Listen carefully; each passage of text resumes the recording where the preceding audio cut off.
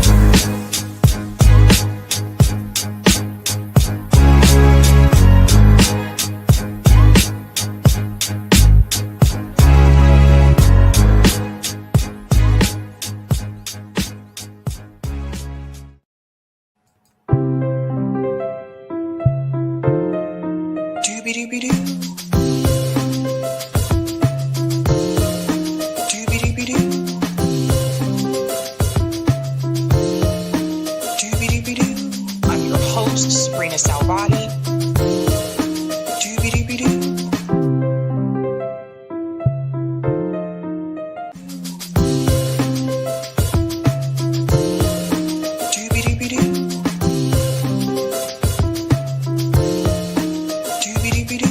I'm your host, sabrinasalvati.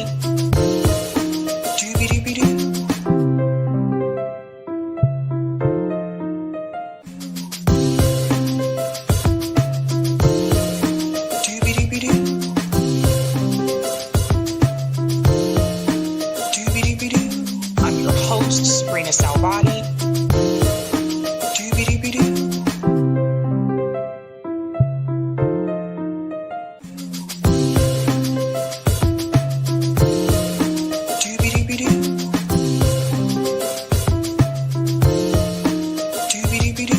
I'm your host, sabrinasalvati.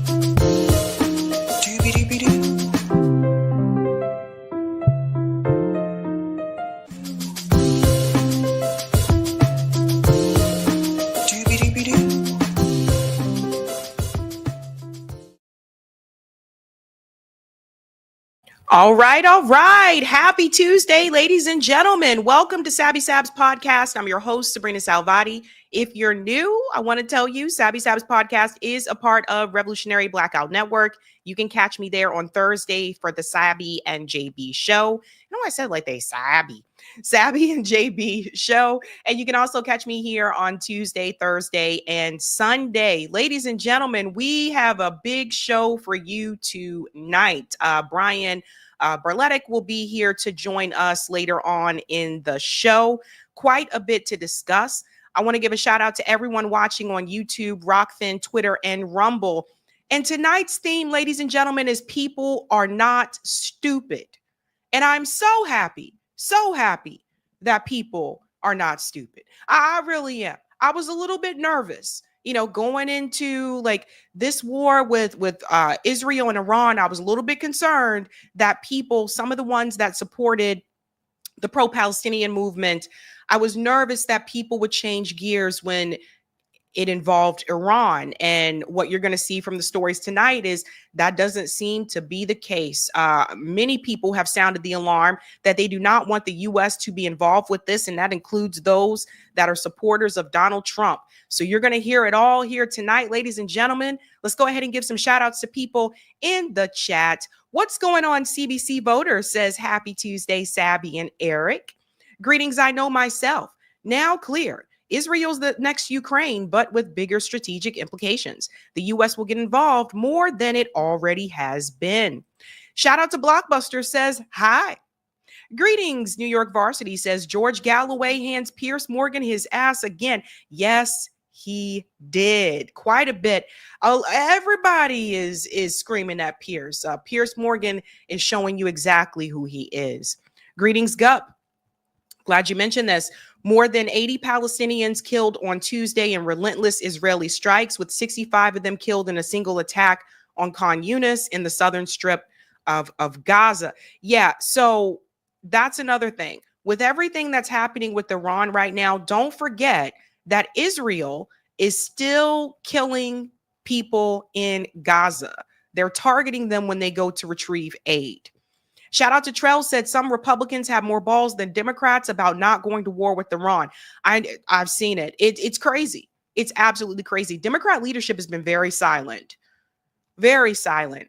Shout out to MD. It's all theater. 1 minute it's Musk. Now it's Carlson. Whoever playing the part of Trump and writing his script is really pushing the boat out. Ooh. Greetings, Randy, says good evening, Sabby, and my revolutionary comrades. Shout out to Hannah, says sup. Greetings, Kimi, says fammy fam. Double dipping tonight. Got to show my support to our hostess with the mostest, but also keeping another eye on what's going on in Iran. Prayers going up and out to the resistance. Shout out to Amber. Right-wing propagandists have circulated a supposed picture of Voltaire in a leftist shirt. The man in the picture is not Voltaire. It is a picture of lawyer Brian Trachtenberg with his wife, Lily. I tell you, people have nothing else better to do. People have nothing else better to do. Thank you for letting us know about that, Amber. Mecca, waiting crew, what it do? Shout out to Larez. Hi, Sabby, Eric, Corey, and RBN fam. Crazy times we're in. Yet another inexorable, imminent, idiotic war. Have you seen FD's shit lib tier list? It's pretty good and hilarious. RBN should do one too. Hit the like. I have not seen that, but I'll check that out. Shout out to my comrade, Eric, keeping the lights on back here, helping us in the background, says, we had a great time on JB's show earlier today. That's right. Check that out when you get a chance. Eric and Corey went on there talking about 11 demands. Shout out to Darius, says, hi, everyone. Greetings, Birdfinger, sends the alligators. Shout out to Chase, says Tupac against imperialists. And yes, Tupac was. Tupac was really ahead of his time. Really ahead of his time. You know, imagine if Tupac didn't die. Like, imagine if he was still alive today. Who knows? Greetings, Christine says, hey, Sabby and chat. Hello. Shout out Team Green says, hi, Sabby. Love and appreciate all that you do. Thank you. And of course, we're going to give a shout out here to Chris says, hey, Sabby. Shout out to Zach. Hey, Sabby, let's do this thing. By the way, would you ever consider being a part of a collaborative effort to bring back call-in? I would love to bring back call-in. I mean, I still do a call-in for this show. We just do it on Zoom, but I would love for that to come back. I mean, I thought the app was, once they worked out all the bugs and the kinks, I thought things were working out pretty great. And then the next thing we knew, they got rid of it. I mean, I didn't understand it. And they said that Rumble was going to, buy call-in and take over that, and didn't really hear any more about that. Like, I just don't understand it. I thought it was a good thing, but it is what it is. But I would love to have that back. I think people did appreciate the app once the bugs were worked out. So just makes you know. Lance says Tupac was a child of the Panthers. Yes, he was. Yes, he was. Okay, ladies and gentlemen, we have quite a bit to get into tonight. Again, if you're just joining, Brian Berletic will join us later on in the show. He is in Bangkok, so he's on Bangkok time. And so he'll be here a little bit later. We are going to do call in tonight instead of Thursday because I have an early appointment, a very, very, very early appointment Friday morning. So we're going to go ahead and do call in tonight. So what are we talking about? Let's get into it, fam. Let's show that thumbnail there, folks. It has been a crazy week, ladies and gentlemen. Things are cuckoo, but luckily, people are not stupid. Tonight, we are discussing Donald Trump turns on Tucker Carlson. Yes, he did. Yes, he did. And it doesn't seem like to me he gives any, he gives any fucks. I'm just being honest with you guys. Like, not only is he turning on Tucker Carlson, but he's calling him out. A segment of MAGA is not happy with Donald Trump right now, and he is really so much in a way dividing his supporters. You're going to see it's not just Tucker Carlson, but Marjorie Taylor Greene is also calling this out. Like, they do not want Americans to go to war for Israel. We're going to get into all of that, folks. We're also going to discuss Dr. Umar Snitches. Oh, and this is good. This is a really good one, ladies and gentlemen. Dr. Umar spills the tea. He lets the cat out the bag. And I think you guys are going to be interested in this story. We're also going to discuss, oh, this is, God, it is not a good week for Piers Morgan. Mohammed Marandi, Professor Marandi, who was just here on Sunday, and Mehdi Hassan crush Piers Morgan. This is like a double team here. Jesus Christ.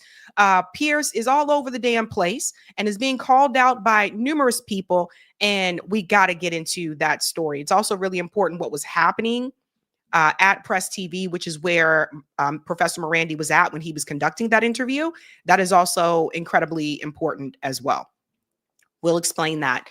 We're also going to discuss, of course, Brian Berletic will join us later. Brian Berletic is a former Marine.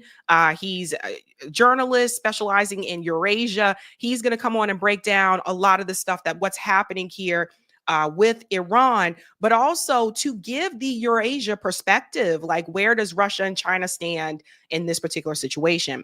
And last but not least, we're discussing, if you didn't hear about this, this is a local story here, Brookline, Massachusetts, which is right outside of Boston. There was a kosher store that was attacked there. We're going to get into that, especially considering I used to live right across the street from Brookline. So we'll get into all of that. Let's do the damn thing. We want to give a shout out to everyone who is a Sabby patron. I appreciate you. And I hope you appreciate me too. Thank you to everyone who's a Sabby patron. If you're interested in being a patron, I have 5 categories: ultimate, sabinators. Don't forget about those sabsters. We got some sabbies in the house as well. Yes, we do. And we also have a group called members. People said I should probably give that a different name because it makes people think those might be YouTube members, but they're not. They're patrons. So I'll think about that at some point. And I want to give a shout out to new Sabby patrons. Over here, we call them newbies. Let's give it up for John O. John O. John O. Thank you guys. Thank you so much. And welcome, ladies and gentlemen. Really quick before we get into the first story, I do want to go ahead and tell you quick apologies from me. It was brought to my attention, the story that I covered on Sunday about the Minnesota lawmakers that were shot and one of them was killed. It was brought to my attention that I left some things out, and that was not intentional. I should have checked that story the morning of before I went live. Typically, I think a big part of it was I was going live at noon instead of 5. But I still should have checked that to give update that he worked for a security company and that's how he was able to have like the police like style vehicle. So my apologies to you guys. I'm not afraid or ashamed to admit if I got something wrong or if I missed information. So I just wanted to make sure that I put that out there for you guys as well. So again, the theme tonight is people are not stupid, and I'm loving that they're not. I'm loving that they're not. Let's get into this first story. If you haven't had a chance to do so, smash the like. If you're new, don't forget to like, sub, and share, just like a Care Bear. So let's get into it, folks. Professor Marandi was here on Sunday, and he has been doing a number of interviews. If I were to guess, he's probably doing about 10 interviews a day, right? So he's a very, very busy person. On top of that, the internet in Iran is not strong right now. It is fairly weak. So for his interview with Piers Morgan, he actually went to Press TV in Iran to do that interview so that the connection would be, more stable. Now, that's important because there was something that happened while he was conducting that interview. You guys need to see this. From Professor Marandi, I was at Press TV preparing for an interview with Piers Morgan, a notorious and dishonest genocide enabler, when Zionists bombed Iranian state media, killing journalists. Smoke was visible as they evacuated the Press TV building, but I refused to leave because of the interview. I stayed alone to defend the Iranian people. But Morgan ranted nonsense against Iran, effectively justifying murderous aggression. the supporter of child killers and journalist murderers wouldn't even let me speak. You guys are going to see that. So yeah, there's a picture there of Press TV. Again, I just want to say this. If it's really about nuclear weapons, why is Israel bombing, the press? Similar to what we saw in Gaza, because Israel doesn't want the piece of information to get out. And it also brings up another question. Did they know that Professor Marandi was going to be at Press TV? It almost kind of sounds like to me that Professor Marandi may have been a direct target. So we'll get into that a little bit more. All of this was happening at the same time. There was a woman, and from what I understand, this woman apparently is very popular in Iran. And she was speaking when the building was bombed. It was during her segment. And she walked away. I can't show that video on here, but she walked away and then she came back and continued her segment. This woman is a boss, man. Like, this is boss-like behavior. Like, seriously. So I want to give a shout out here to Abu Bakr Abed. He's one of the younger journalists that's been reporting from Gaza. I have actually never seen courage like this, to be bombed and then continue reporting live on TV. That's unmatched defiance and bravery. Here she is. دقایقی پیش در ساختمان خبر صدا و سیمای جمهوری اسلامی ایران دیدیم نمونه بارز و آشکار مخالفت با آزادی بیان هستش. ساختمان خبر مورد هدف قرار نگرفت. آزادی بیان، صدای حقیقت، صدایی که صدای زنان، مردان و کودکانیه که در روزهای اخیر به شهادت رسیدند در واقع مورد هدف قرار گرفت. دشمن صهیونیستی باز هم دچار خطای محاسباتی شد در مورد نظام مقدس جمهوری اسلامی ایران. اگر دقایقی پیش I wish I knew what she was saying, but that woman there is a boss to come back after the bombing and to continue her segment. That's all I got to say about that. That is straight up boss-like behavior, fam. So all of this was happening while Professor Marandi was also there to conduct this interview with Piers Morgan. Let's go ahead and get into it. Well, first of all, I have to point out some nonsense that your guest said. I fought in the Iran-Iraq war as a volunteer, and I was part of the war effort for 6 years, on and off. I was wounded 4 times, and I survived 2 chemical attacks. There was no children being pushed over minefields. These are myths that Westerners, Western media, Western elites have been promoting for many years in order to demonize Iranians and to portray us as fanatic. Right? And I think he had a little bit of your friends, your Zionist allies, they have bombed buildings belonging to the Iranian television. I'm in one of those buildings. And the guard right now is standing outside the door telling me to leave. And I was yelling at him, telling him to go. I'm going to finish this interview. We are not intimidated by you, your government, the United States, or the Israeli regime. This was a blatant act of aggression. People were murdered in Iranian radio and television just minutes ago. And I tweeted it, and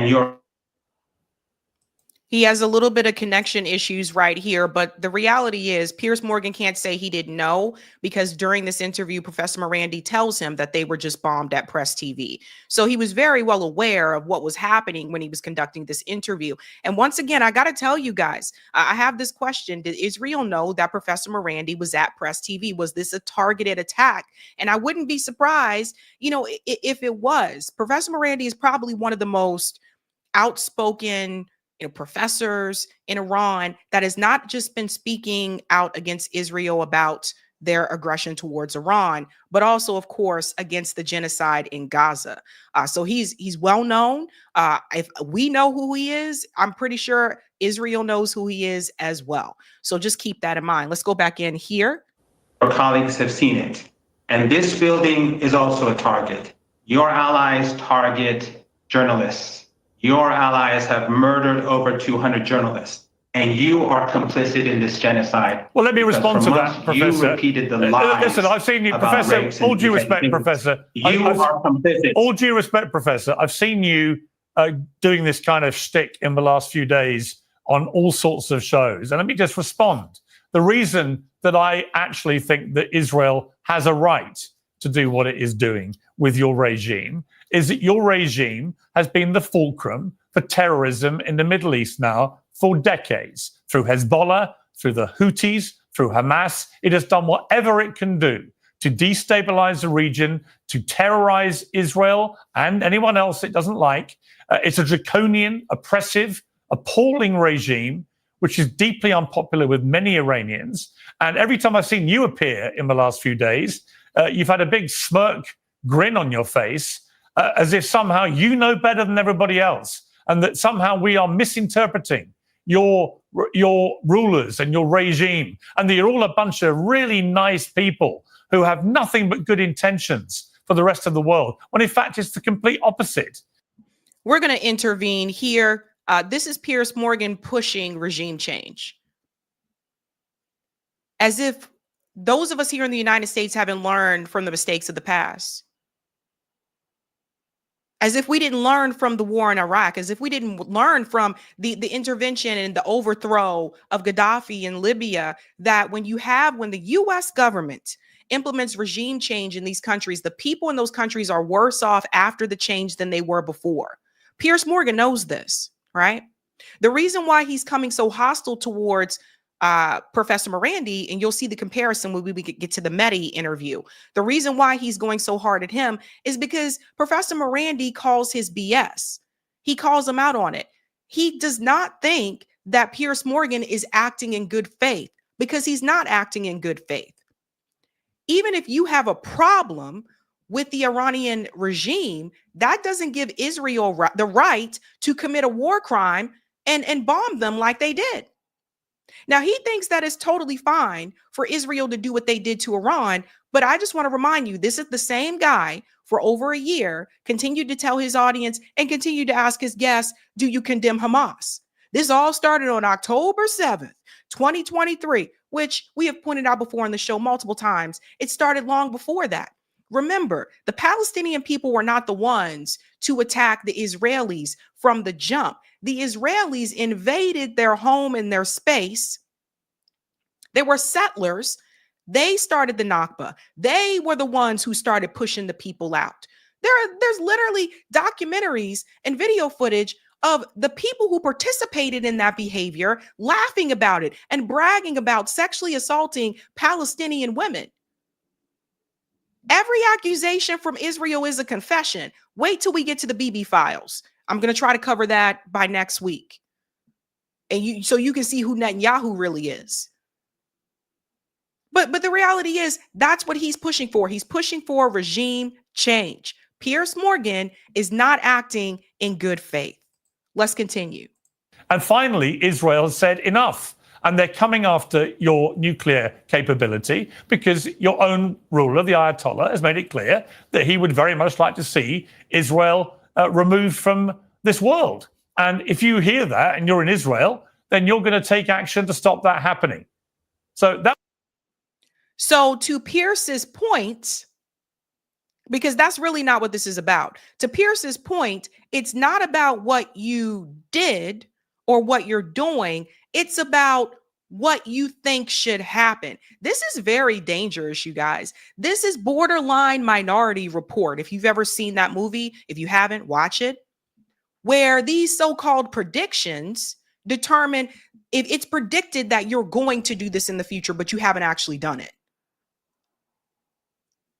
And for years, I have been told that Iran was building a nuclear weapon. I've heard that since I was a kid. I mean, come on. It's 2025. That's the setup. That's the setup to get you prepared for the U.S. wanting to go to war with Iran on the behalf of Israel and U.S. as well, because they want the oil.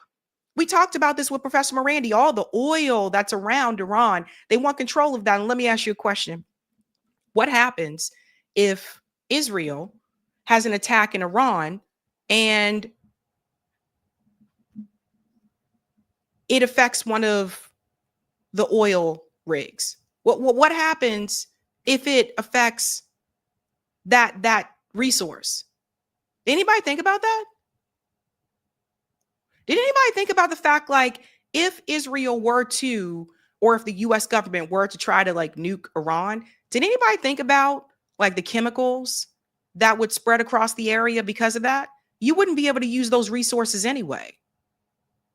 Nobody's asking about this. Nobody's talking about it. Nobody's talking about how the price of gas would skyrocket, which would impact us. For the people who say, I don't care about foreign policy, I just want to focus on domestic, that would impact us. Nobody's talking about that. So it's just really interesting here, because this is what Piers Morgan does. He is there to defend Israel. That show is not independent. We've covered this before on the show. That show is not independent. He made it very clear that Rupert Murdoch was his mentor. Rupert Murdoch is a Zionist billionaire who was buddies with Benjamin Netanyahu. And we're not supposed to believe that affects Piers Morgan's reporting? Come on, man. That would be my response to you. Well, if your rant is over, I point out that you are a dishonest person and a dishonest so-called journalist. You can do ad hominem stuff as much as you like. But you were too cowardly. Be quiet for a moment. Be quiet for a moment and let me speak. You don't tell me how to behave on my own show. If you're going to call me a coward, if you're going to call me a coward and a liar, then I won't be quiet on my own show. Especially not from someone like you who spews disinformation. I am the one in this building that has been evacuated, and I'm only sitting here because of you. So allow me to speak. Well, keep the ad hominem attached to yourself then. If you're going to call me a liar and a coward, I'm going to jump in and take you on. So show some respect or don't bother. You are a coward. You are a coward. You did not come to Iran when I invited you, so you have no right to. I wouldn't trust going to Iran. Why on earth would I trust going to Iran? As your guest said nonsense about. As your guest in Iran, with your contacts with the Iranian regime. I wouldn't trust that as far as I can throw it. So don't comment about Iran if you don't come here. Well, let me give you some facts about your country. Let me give you some facts to see where I'm wrong here. Women face severe restrictions when it comes to marriage, divorce, inheritance, child custody, and so on. Compulsory veiling, punishable by flogging and prison sentences. Let me just comment here for a second, because now all of a sudden it's let's talk about and care about women, right? So Professor Marandi invites you to Iran and says, come see the country for yourself. You don't want to do that. He had no problem going to Israel. He's not going to do that because then that wouldn't fit his narrative. If he goes to Iran like Max Blumenthal did, Max Blumenthal went there, then that would not fit well with Piers Morgan's narrative. That's why he doesn't want to go there. Piers Morgan is basically a puppet for the empire. He's a puppet for war. He's a puppet for genocide. He's a puppet for starvation. Like, that's what Piers Morgan is. He's a puppet, and he's put there and it's designed to make you believe that his show is independent. It's not independent. It's not. I'm independent. I think you guys can tell. You can look at the shows and you can kind of tell which one of us are independent and who's not. So put two and two together here. So he doesn't want to do that. So he has issues with the laws in Iran. Okay, fine, whatever. That is not of your concern.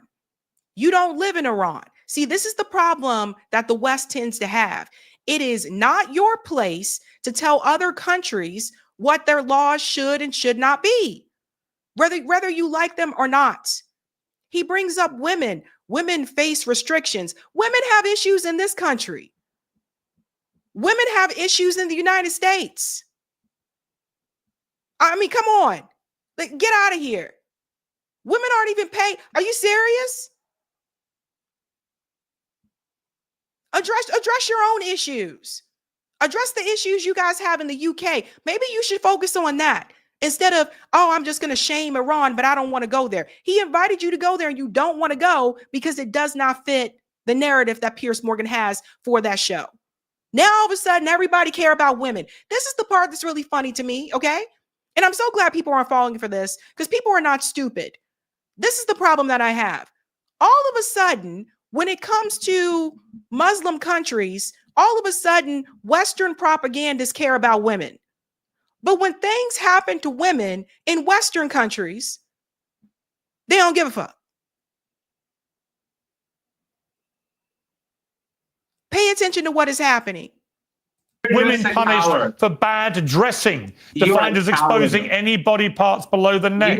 Women banned from certain professions. They can't be judges. They can't be They can't be in certain positions in government. A ban on independent political parties, civil society organizations, trade unions. LGBT people suffer systematic discrimination and violence. Closing shops that have so-called improperly veiled customers. Authorities censor media, jam certain television channels, continue to block or filter mobile apps, social media platforms. Executions, including those of children, torture and other ill treatment are widespread and systematic. State television can often air torture-tainted confessions, arresting and sentencing people who break fast during Ramadan. Anyone who speaks out protests against the regime can be subjected to the death penalty, flogging, prison terms and other severe penalties. It doesn't sound like a great place for me to visit, with all due respect, Professor Marandi. So you can tell me that I'm a coward and I'm a liar, and I can tell you that you prop up, personally, you go on the airwaves and you disingenuously prop up and grotesquely defend a terrible regime, which is now getting, as many people see, its final comeuppance for constantly threatening Israel with getting a bomb and taking it out. And that's what this is about. You know it and I know it. And you also... So here's the thing. Again, that is not of his concern. That is not of Israel's concern. None of that gives Israel the right to strike Iran. That was a war crime. That is against international law. And instead of acknowledging that Israel has been committing war crimes, that they have been going against international law, Piers Morgan decides to deflect and let's focus on what's happening in some of these Muslim countries. Again, we want to reiterate, Israel took the first strike.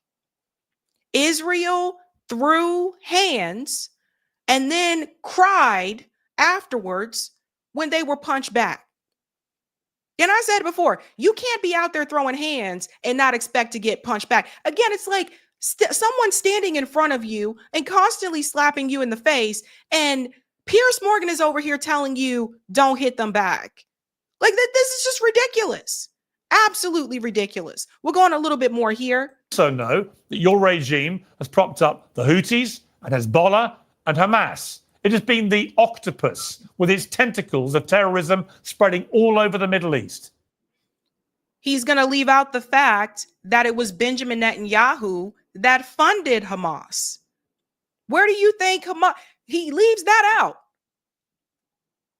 So these organizations, these groups that Piers Morgan just mentioned, these groups do not form without Western intervention, without oppression, without,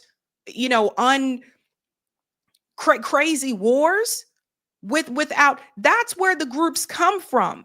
If the West would leave these countries alone, these things wouldn't even be a thing. Why do you think you get an Ansar Allah, you get the Houthis in Yemen? I don't know, probably because the US government was giving weapons to Saudi Arabia to slaughter the Yemenis people. Have you seen pictures of Yemen? Have you seen what Saudi Arabia did to Yemen? Are you kidding me? That's how you get that group. You get an ISIS because the West decided to take out Saddam Hussein. These excuses are all the same. So-and-so's a dictator. They may have weapons of mass destruction. They're trying to build a nuclear weapon. They kept coming up with the same things every single time as a reason to intervene and to take over. You don't get those groups without that. You don't get a Hamas without the Palestinian people not being caged in and occupied and oppressed, and Israel going into Gaza, mowing the lawn. You don't get a Hamas unless you're doing that. So he's paid propaganda. This is propaganda coming from Piers Morgan. And for him to sit up here and just pretend like Everything is just on Iran, whether you agree with the regime or not.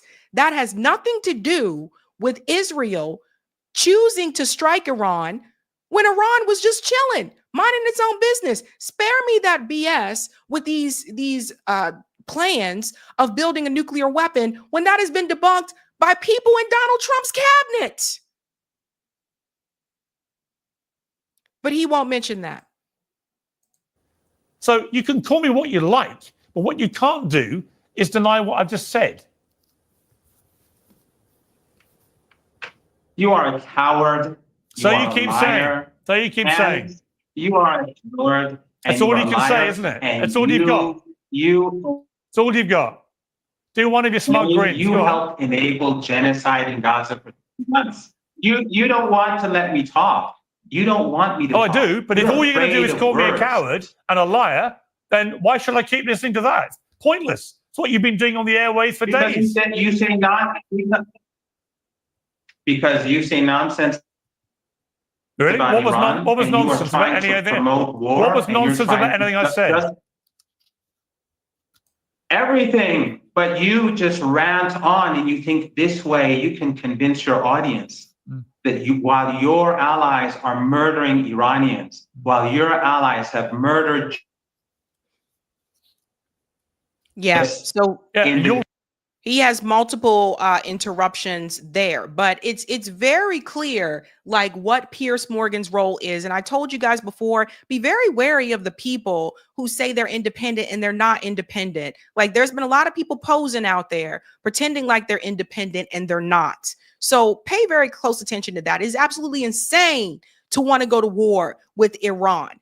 So after the interview, Professor Marandi asked him again. He said, "You were too cowardly to accept my invitation to visit the country. You refused to open your eyes. It's too inconvenient. So keep repeating the propaganda that keeps you on air. But you will be remembered as a dishonest genocide enabler, a supporter of ethno-supremacism." Yeah, which is exactly what Piers Morgan is. And Piers Morgan said here, Iran is full of great people, sadly betrayed by a regime that makes their lives hell, and you defend that hell. Again, once again, here we have a European trying to decide what should happen in a Middle Eastern country. Once again. Now, it wasn't just Professor Marandi. We'll get to Mehdi Hasan in just a second, but I want you to hear what Professor Marandi said on George Galloway's show, that he's basically, I guess, been identified as a moving target. Listen to this. To be very blunt, I've been asked to get rid of my cell phone, but I can't because that's how I work with the media. And so I'm facing a dilemma because I can no longer stay with my family or stay at my apartment building because I don't want to risk people in that building, because the Israeli regime, when they target someone, they target the entire building, bring it down. Just a couple of nights ago, they killed 65 people in a single building, something that the West doesn't care about, Western media, Western regimes. And today, 10 children were murdered in another building, and the list goes on. So this is how the United States and the collective West work together to help this genocidal regime carry out death and destruction, whether in Gaza, whether in Beirut, or whether in Tehran, to be very blunt.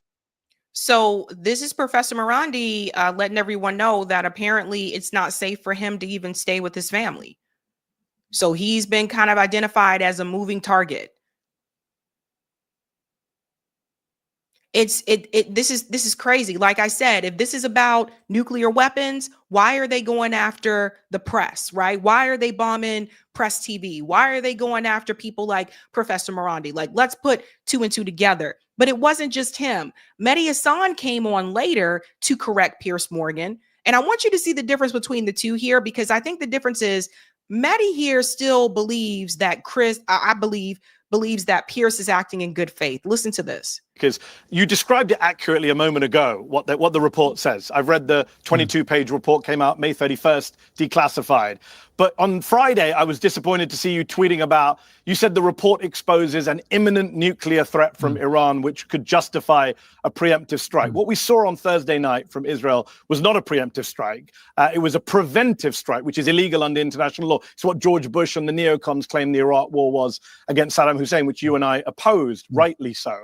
And that IAEA report does not expose an imminent nuclear threat. It says what you just said it says. It says that they haven't been cooperating very well. It says their level of cooperation has been, quote, less than satisfactory. It says some of their technical answers about their program have lacked credibility. It says they've impeded some of the inspectors. It says that they were working on some kind of military program pre-2003, which is what US intelligence has also said. Those are all bad things, Piers. You and I can both agree those are bad things, and Iran should not be doing those things. And the IAEA board voted to say they're in breach of their obligations. But that's not an imminent nuclear threat. The report does not say Iran poses an imminent nuclear threat. Your tweet was wrong on Friday. I think it's as I just said. Nuclear. No, Mehdi is right here. Listen, I've had disagreements with Mehdi Hassan, but Mehdi is correct here. That's not what it says. And what's interesting about all this is that even Tulsi Gabbard testified about this in March of this year and said that Iran is not building a nuclear weapon. And I don't know if you guys have noticed, but Tulsi has been pretty quiet since everything that's been going down. So pay attention to what is happening here. I wonder how long before she departs from Trump's administration. So they're not building a nuclear weapon, right? So listen to what Piers says after that. But when it says 60% enrichment of uranium, it's the next stage that somebody who wants to create a nuclear bomb, right? So imminent, look, what do I mean by imminent? As I said in the panel, it can be weeks, months, a year, whatever, but they've reached a stage of enrichment. No, it can't, Piers. But they have the capability to take it to another stage and create a bomb. Yes. Let's talk about what it means to have the ability to do something. To Pierce's point, again, this reminds me of Minority Report. The idea that you could do something that you have not done yet. This is very dangerous. Is that where we're headed as a society? So for those of you who are gun owners, let's talk about this for a second. Those of you who ride for the Second Amendment, and I am pro Second Amendment. For those of you who are gun owners, because you own a gun, does that mean that you're going to go out into the street and you're going to use that gun on people, that you're going to harm someone, you're going to shoot someone with the gun? Does that mean that's going to happen? But you have a gun, you have one, you own it. It's possible. It's a possibility that you could do it, but you didn't do it. But you could. That's the danger with that. You're talking about things that could happen, but they have not happened. At the same time, and I've said this before as well, Iran is in a position where it's like, if I was Iran, I'd kind of look around and be like, okay, so all these other countries around, they can have nuclear weapons, but we can't. And you know how you really shut this down? This is how you know that the war machine has exposed itself.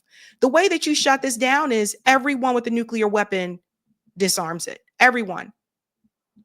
You remove nuclear weapons. That's how you shut it down.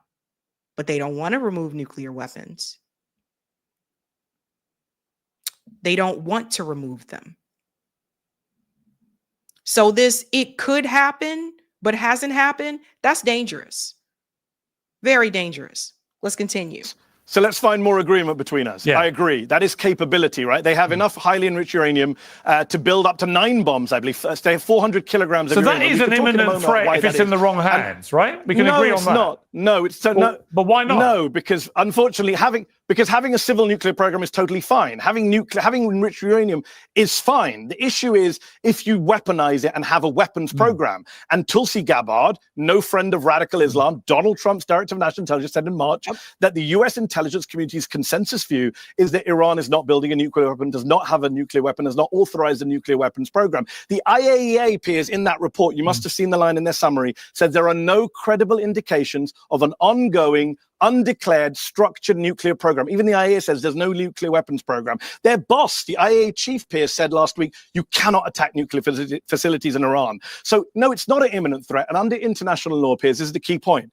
If a weapon is a year away, you cannot say we're under imminent threat. That does not give you a right to self-defense. Otherwise, everyone in the world would go around just bombing people. You and I oppose Russia's invasion of Ukraine. We agree on that, right? Putin claimed that Ukraine would one day attack Russia with NATO support. That's why I'm doing it. That That was a bullshit argument. You and I rejected Putin's bullshit argument in Ukraine. You and I have rejected the Israeli bullshit argument now in Gaza. You don't believe what they're saying about Gaza. I don't know why you're believing them on this when you were rightly calling out the bullshit from the UK and the US in 2003 over Iraq. Saddam Hussein was not an imminent threat, and Iran was not an imminent threat, and Israel attacked them illegally last week while there were nuclear negotiations going on. Piers, one last point.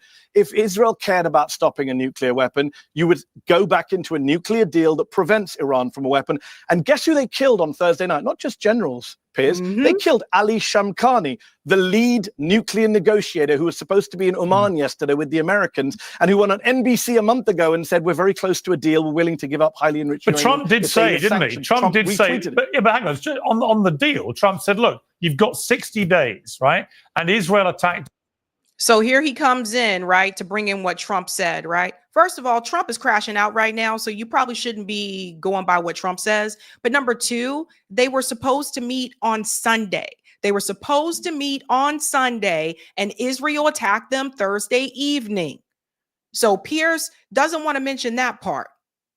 The problem, I just wanted you to see the difference between the two, what Mehdi is doing and what Professor Marandi is doing, both disagreeing with Piers. But Mehdi is pretending as though Piers Morgan is acting in good faith, and he's not. The reason why he doesn't agree with you with what you're saying about Iran is because that's not his narrative. His narrative, and has been this way for quite some time, is to convince people that the Iranian people are dangerous, that Islam is dangerous, etc. That is his narrative. He's a pro-Israel propagandist. That's why he does not agree with what Mehdi Hassan is saying here. And even though he's starting to push back more on Gaza with Israel not doing targeted attacks and killing all the children and the women and starving people, let's not forget he did not do that until it was more convenient to do so after Donald Trump won. And it was even a couple of months after that that he decided to do it. So let's not forget that Piers, under the Biden administration, continued to gaslight people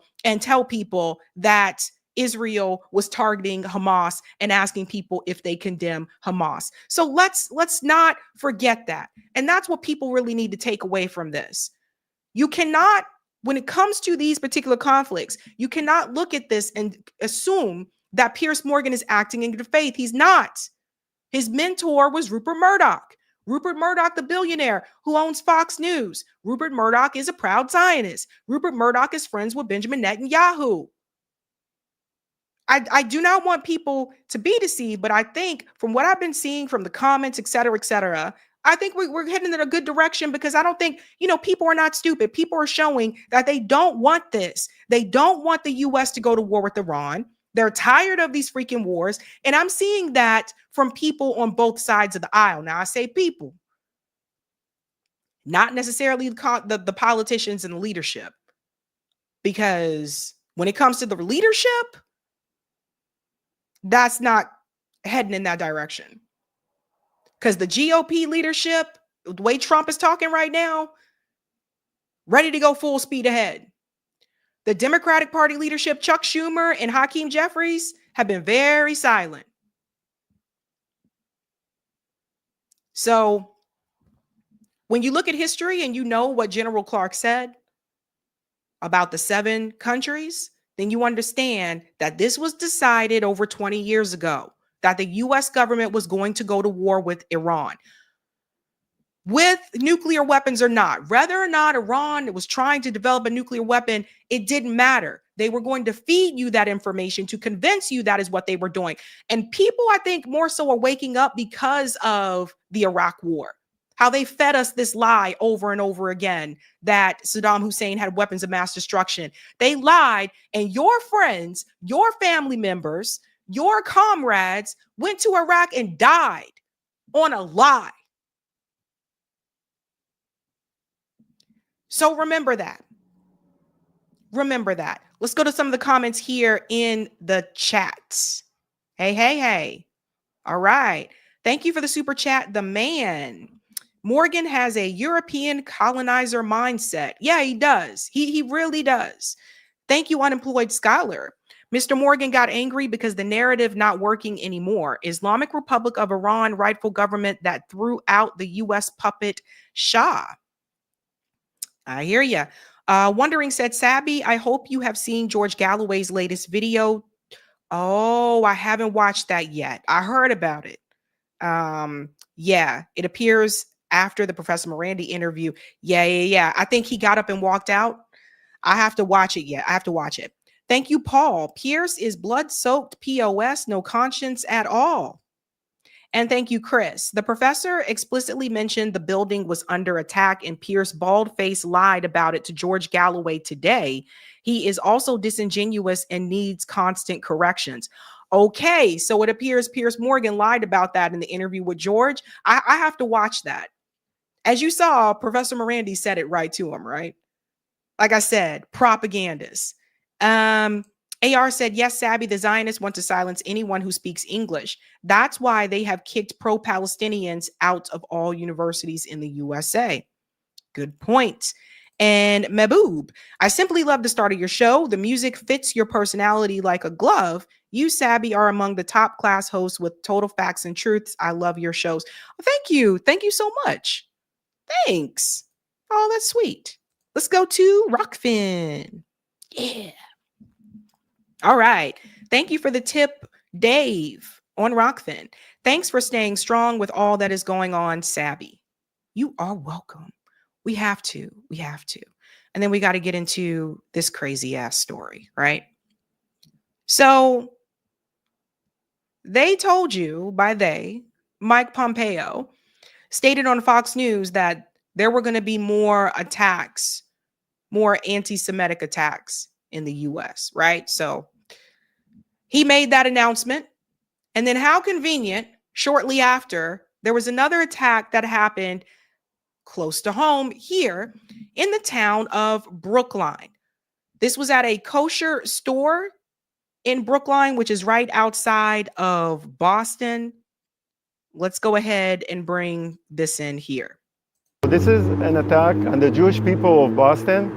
Nobody should be fearful of coming to get kosher food. My name is Gili. I'm one of the owners of the butchery, the only kosher Jewish store in the Boston area. So we came in this morning and we saw a hole through the window. A brick was thrown in last night at about 1 o'clock in the morning. We have videos from the cameras all around it, around the building, and we handed it over to the police department, which they're saying that they're investigating this case. So the brick said Free Palestine. It's been here for the past 50 years. I'm third generation. This has never happened in the butchery history, no. There's a non-political statement here. This is a map of Israel with all the best wines that Israel has to offer. This is just a pure hate crime against us, the Jewish people. I feel horrible as a Jewish person that we have to go through these things these days. So, of course, the Daily Wire, right? Okay. So let's say a little bit of something. Since this is closer, to me, it's local to me. There's some things I can tell you that I think you need to know. Brookline, and I'll pull up the map here in a second. Brookline is right outside of Boston. I used to live across the street from Brookline. This is when I was in grad school at Northeastern. So I lived in a neighborhood called Alston. A lot of college students live in that area because Boston University is there. And then also Boston College is down the street going towards Newton, Massachusetts, right? So Brookline is kind of known as a sleepy town. Nothing happens in Brookline. Like, I'm dead serious. Okay. So like Brookline is not one of those places where, especially I think if you're young and you want to go out and stuff, it's not one of the places you choose to go to. Like nobody says, hey, let's go out for drinks tonight in Brookline. You know what I mean? It's not that kind of place. It is a well-to-do area, wealthy, so to speak. If I remember correctly, I think Bob Kraft, the Patriots owner, is from Brookline. Like that's a wealthy town. And You have some college students that rent apartments in Brookline, but even the apartments, from what I saw, they're pretty expensive. But there is a Jewish community in Brookline, Massachusetts. So here's the thing. First of all, let's fast forward to this part here about the brick, right? So brick came in. You come back here. Window, a brick was thrown in last night at about 1 o'clock in the morning. We have videos from the cameras all around it, around the building. Right here. Okay. So you see? All right. Now, this was also on local news here. And one of the things that I have to say is, all right, pretty convenient, right? That you can't see the person's face. They have on, it looks like they're wearing a hood or a hat, but you really can't see their face. That tells me that they knew or were aware that there would be cameras outside of that store, right? Someone familiar with the area. There were a number of people online saying it was probably one of those college students, one of the BU students or something like that. First of all, the college students went home. It's June. The graduations already happened. So the students aren't there. So let's push back on that rhetoric. This is an adult. This is not, I don't think this is a college student, right? I believe, and this is just me, again, familiar with the area, I believe this is somebody who was not a part of the pro-Palestinian movement. I believe this is someone that possibly could be pro-Israel, that did this to make it look as though the pro-Palestine movement did this. Written on the brick, it said Free Palestine. How convenient. How convenient, right? Someone said free the brick. What someone just said free the brick. Again, it's weird to me because I told you you're going to hear about, there will be more of these, right? Like they're going to hammer you with this, with these incidents. And you guys know there's always copycats as well. They're going to drive this in the media so much to try to make it seem like ultimately they are the victim. Now, this particular shop isn't just like a regular, butchery. As you can see, the map on the wall, if I remember correctly, this is a kosher / Jewish store. It's not just like, kosher. Of course, they have the map here of Israel. Again, as I said, how convenient. And I'm just putting the pieces together for this. And to me, I think that whoever did this was not someone who was a pro-Palestine activist.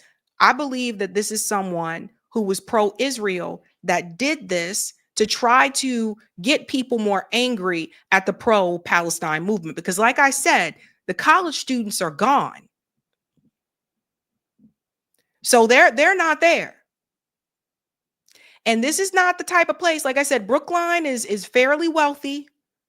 It's not the type of town where things kind of happen. It just doesn't. It's more so residential. There's a couple of restaurants there. Like I went to a tapas place there many years ago for someone's birthday. I forget, but like a tapas thing there many, many years ago. But then it was like, you would go to that restaurant and then you would go somewhere else. Like you would go to another neighborhood if you wanted to get drinks or something like that for the most part. It's not the type of place where people say, let's go party in Brookline. It's not that type of place.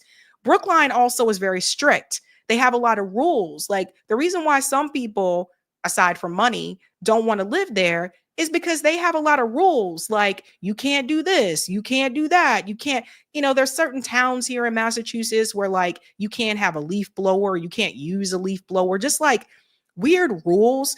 And Brookline's one of those towns where they have pretty strict kind of rules. And so if you don't want to adhere to that, you're, I think, less likely to want to live in Brookline, right? But let me show you what it looks like. Because here's the thing, like I said, people are not stupid. Okay, so let me pull up the map so I can show you, so you can see what you're looking at here, ladies and gentlemen. But I told you more and more of these would happen. So if you look at the map, And you can see it here. Let me zoom out just a little bit, right? So here is Boston right here, Back Bay.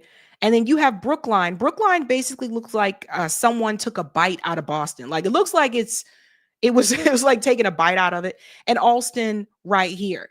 So Alston and Brookline actually intersect. That's why I was saying, like, I lived across the street from Brookline, right? Over there on Harvard Avenue. And you can kind of just walk from Alston, cross the street, and you're in Brookline. So that's where Brookline is. Very wealthy. Not much happens there, like I said before. I just really believe, I really, really, really believe that you're going to see more of these things happen. Not because I want them to, but because they're really, really trying to get people in this country to become more, pro-Israel. Again, the poll shows the majority of Americans have lost support for Israel. So I think that Zionists and those alike that support what Israel is doing is working behind the scenes to effectively try to find ways to increase that support. That's what I believe. And like I said, nothing really happens in Brookline. So like all of a sudden out of nowhere, this happens, right? So I don't know. We don't know. I do know the college students are gone. So I question it. I really do question it. I think this was somebody local, and I wouldn't be surprised if it was someone who was pro-Israel that did it, who knew there were cameras around that store. That's why the face is covered and did what they did. I think a lot of people are going to look at it and see it this way. Again, people are not stupid. Let's go to some of the comments, folks. All right. Thank you, Anita. We should all petition to get you on Piers' show. I don't think he would ever bring me on there because he doesn't like to bring on the people that call out his relationship with Rupert Murdoch. I don't think he would ever bring me on there. Thank you, Michael. The Irish people stand on runways to stop America and Zionist child killers. What do you YouTube people do? Sit on YouTube and talk box? No, I'm actually an activist. What do you do? Apparently, you don't do any research or you would have known that. And the crazy part about this is you actually sent this as a super chat. Wow. Thank you, Nitron. People on Saturday were changing their profile pics to Obama and posting his pics on social. The left can't get ahead. SMH. What? That is weird. Obama. Thank you, Anita. The Butchery. What an appropriate name. Roger says, you went to all topless place, Sabby. No, there's no all topless place in Brook. I don't know what you're talking about. Thank you. None of your business. Look like a homeless guy they gave $10 to. It didn't injure anyone. Didn't do real damage. No. Nope. No, it did not. Oh, it's tapas, Roger, not topless. Thank you for the Rumble Rant, Mark. Hey, Sabs, don't you think there'll be big numbers in the streets besides this? We'll have to see. There is a big protest that was just announced for Wednesday against this. Thank you, Julius. I caught Candace Owens today. She eviscerated Trump and Netanyahu. She was pissed, pure righteous rage, and rightly so. Yeah, we're going to that story next, fam. We're going to that story next. If you haven't done so, smash the like and let's keep it moving. All right. So, Donald Trump is crashing out in real time, fam. Real time. All of this for Israel. And it is very clear that even some of the Trump supporters and defenders are not defending him on this. When it comes to war with Iran, it is clear that even some of the most vocal MAGA peeps are against Americans going to war with Iran. The crash out can be seen in many different ways. Shout out to Mel who tweeted this. He has lost his goddamn mind. Here's Donald Trump. Now, these are images from Truth Social that people have been sharing. Donald Trump tweeted unconditional surrender. Okay? Or posted on Truth Social. Here's another one. We know exactly where the so-called supreme leader is hiding. He is an easy target, but is safe there. We are not going to take him out, at least not for now. but we don't want missiles shot at civilians or American soldiers. Our patience is wearing thin. Thank you for your attention to this matter. So he said that first. And then here he said unconditional surrender. Crashing out in real time. And what you are going to see is that one of the people that he has decided to crash out against is Tucker Carlson, somebody who has unconditionally supported Donald Trump all the way. And now Trump has some things to say about him. Now, check this out. Shout out to James Lee for sharing this. The irony here is if Iran actually pursued developing nuclear weapons instead of diplomacy in the past, none of this would be happening. It's true. This is what Trump says here. Iran should have signed the deal I told them to sign. What a shame and waste of human life. Simply stated, Iran cannot have a nuclear weapon. I said it over and over again. Everyone should immediately evacuate Tehran. So that was on the 16th. Like, he was just losing it, right? Basically telling people, if you're there, you need to get out because we're about to strike. That's basically what he was trying to say. And so many people have been coming out against him. Now, let me show you what Tucker Carlson said. And this is why I believe he's mad at Tucker Carlson. Tucker Carlson was in this conversation here with Steve Bannon. Listen. I actually really love Trump. I think he's a deeply humane, kind person.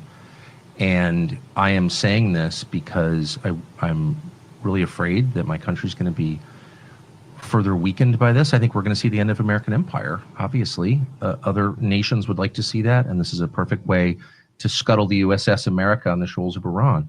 But it's also going to end, I believe, Trump's presidency and effectively end it. And so that's why I'm saying this. What do you mean by that? That's coming from you. That's you get. Look, I knew Bush. I knew George W. Bush. We had, family connections to Bush. I knew Bush personally. I still see Bush sometimes. And, of course, he hates me, and he does because I criticized him on Iraq. And that war is the sum total, from a historical perspective, of his administration. But I knew him, and he had all kinds of plans for the things that he wanted to do. But once domestically, right, to improve the country. Right. And you may agree or disagree, but like in his mind, he wasn't just about the invasion of Iraq in March of 2000. Oh, no. He was going to redo Social Security. He had all types of, he was going to take care of the entitlements issue. And he really thought it was going to work. Yep. And you could laugh at that or whatever, but the point is, the second you get enmeshed in a real war, not a fake, let's go bomb the villagers and declare success, though we don't even have a good track record. Like, why are the Houthis still there? No, I mean, there's a whole other question, right, which is how prepared is the U.S. military for a real conflict? And the answer is totally unprepared. Scary unprepared. I don't think people understand that. But anyway, the only reason I'm saying any of this is because I really, really care. Okay, so that's Tucker Carlson there with Steve Bannon saying that the U.S. would not be able to, basically, like, no, we would not be able to beat Iran. Like, a war with Iran is not just a war with Iran. A war with Iran is a war with also Ansar Allah, possibly Russia. We don't know. We don't know. But it's not just them, right? Possibly Hezbollah. We don't know. Iran is huge. And they haven't even used, when I talked to Professor Marandi, the weapons that you've seen Iran using, those are the old generation weapons. Those aren't even the new ones. And you see how much damage those have been able to do. So Tucker Carlson does not think that Americans should be involved with this. And by the way, Tucker, to answer your question, why are the Houthis still there? They're still there because, again, that is part of the resistance there in Yemen. Had the U.S. government not given those weapons to Saudi Arabia and allowed Saudi Arabia to slaughter people in Yemen, you want to talk about a humanitarian crisis? Look at pictures of Yemen. You probably don't get a Houthis with that. Now, that was one part that he said. He also went on to call out Fox News. He called out Mark Levin, who Mark Levin is very much pro-Israel. He's an asshat. He called out Mark Levin, and then he goes on to call Fox News propaganda. Well, Levin's the funniest because he's terrible on TV. And again, I never had any problems with him at Fox. He kind of controls Hannity in this weird way. I never understood what that was about. I never really cared to learn. Sean was great to me, always nice, and so was Levin. So I just like kind of stayed away. But they didn't want to put him on TV because he's like screechy and he's just not a calming presence. Not on TV, like unless you're literally floating in and out of consciousness and the attendant has taken the remote to go have a cigarette, you're gonna flip the channel when Michael Levin gets on TV. It's like listening to your ex-wife scream about alimony payments. It's like not appealing. So they wouldn't put him on TV. And then, Sean pushed and they gave him some kind of weekend show that nobody watched. Now I don't have a TV, but someone was just who owns a TV was just telling me that he's like all over prime time. So what is that? That's not by popular acclaim. That's not like their viewer surveys. Like, we need a lot more Mark Levin. Less Jesse Waters, more Mark Levin. Mark Levin! What they're doing is what they always do, which is just turning up the propaganda hose to full blast and just trying to, knock elderly Fox viewers off their feet and make them submit. So there's Tucker Carlson calling out Fox News, basically saying that Fox News is pushing propaganda. And to that, I asked Tucker Carlson, were you a part of that propaganda as well? Because you worked at Fox News all those years. So there is something is happening there within MAGA. We are starting to see that split. Now, Donald Trump had a response to Tucker Carlson, and Tucker Carlson wasn't even cruel in his response, but Donald Trump is going to be cruel in his. Donald Trump takes aim at Tucker Carlson. Check this out. Tucker Carlson criticizing you, saying that you were complicit in the war. I don't know what Tucker Carlson is saying. Let him go get a television network and say it so that people listen. And quickly, have you spoken to Zelensky before your bylaws? Yeah, a lot of them. Japan? A lot of them. What happened? What happened? Japanese, sir. Well. Tucker Carlson. Donald Trump said that Tucker Carlson needs to go get a television network so people can actually listen to what he's saying. That was kind of low. And again, because Tucker Carlson doesn't want Americans to go to war with Iran. And what's crazy is that some people are pretending like, oh, how dare he? That's a ridiculous claim. No, it's not a ridiculous claim. People are tired of the wars. Now, Donald Trump ran on being anti-war, and some of us third-party voters tried to warn people that both Kamala Harris and Donald Trump were both pro-war. Now, with Kamala Harris, she made it pretty clear to people, we'll show you a little bit later, she made it pretty clear to people when she said that she would not withhold weapons from Israel. She also had no problem, if need be, going to war with Iran. You'll see that a little bit later. But then also Donald Trump was already president. You had him as president in 2016. And people said, well, he didn't start any new wars. He didn't start no new wars. He didn't stop the ones that was going either. Don't forget, he's the one that killed Soleimani. Don't forget Donald Trump bombing Syria. Don't forget Donald Trump with the drones in Somalia. So I don't know why people thought that. I really don't. But I think that people are starting to see things for what they are. And that includes Candace Owens said, Trump is now mocking Tucker for not being on TV. I don't know what Tucker Carlson is saying. Let him get a television network and say it so that people listen. Completely out of touch and ironic, given the fact that podcasters won Donald Trump the election.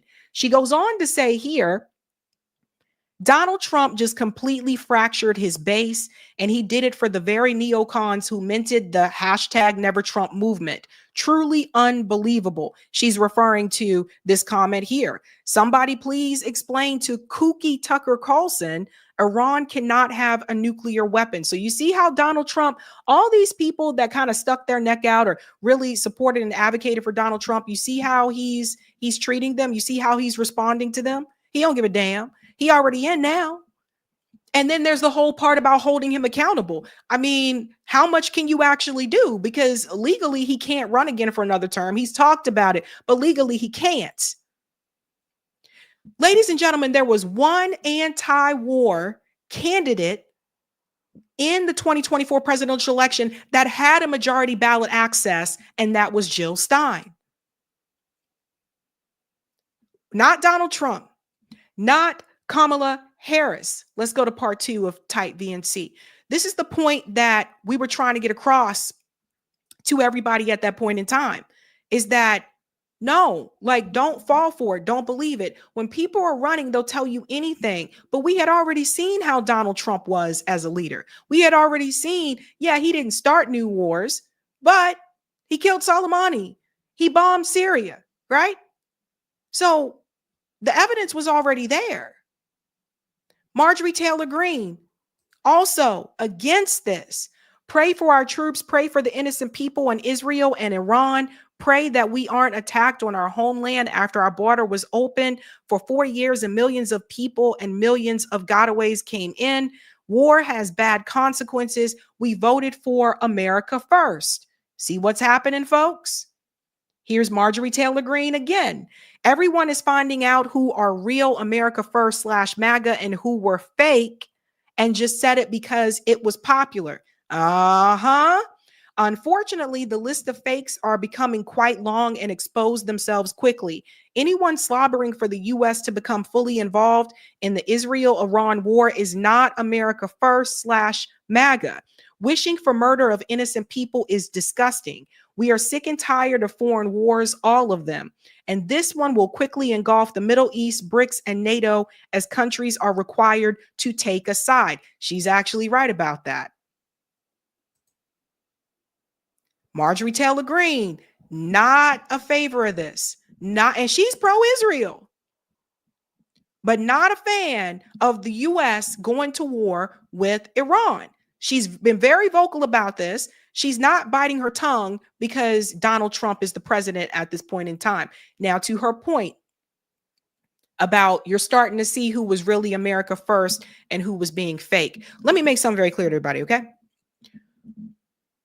It's not America first to cut Job Corps in America.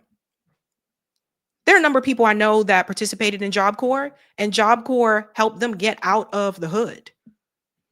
People who couldn't afford to go to college, didn't want to take on student loan debt, went to Job Corps. And it really helped them. Donald Trump cut that. That's not America first. If Donald Trump was really America first, he wouldn't cut programs like Job Corps, but tell you to go to war with Iran for Israel, right? He's saying that's America first. She went on to express her opinion about this on OAN with Matt Gaetz. She's not backing down on this one. Listen. Congresswoman Greene, you have been a voice of reason and America first policy. Tell us how you see this conflict between Israel and Iran. Matt, I see it just as you do, and you laid that out so well. That's the America First message, but it's also the truth that the American people have woken up to. We've watched for decades propaganda news. I'll call out Fox News and the New York Post. They're known to be the neocon network news. So now you have another one calling out Fox News. This is not good for the I'm just here to say, look, this is not good for MAGA. This is not good for the MAGA movement because, like I said, Marjorie Taylor Greene is one that is a little bit more vocal. Like, she's not going to hold back. Tucker Carlson usually is not as vocal against like Donald Trump. And he said it politely. He said these things politely. Matt Gaetz is also against the U.S. going to war with Iran. It's so obvious when you look at some of the people that were rah Trump who are turning against them because of this issue. Get propaganda news on our side, just like the left does.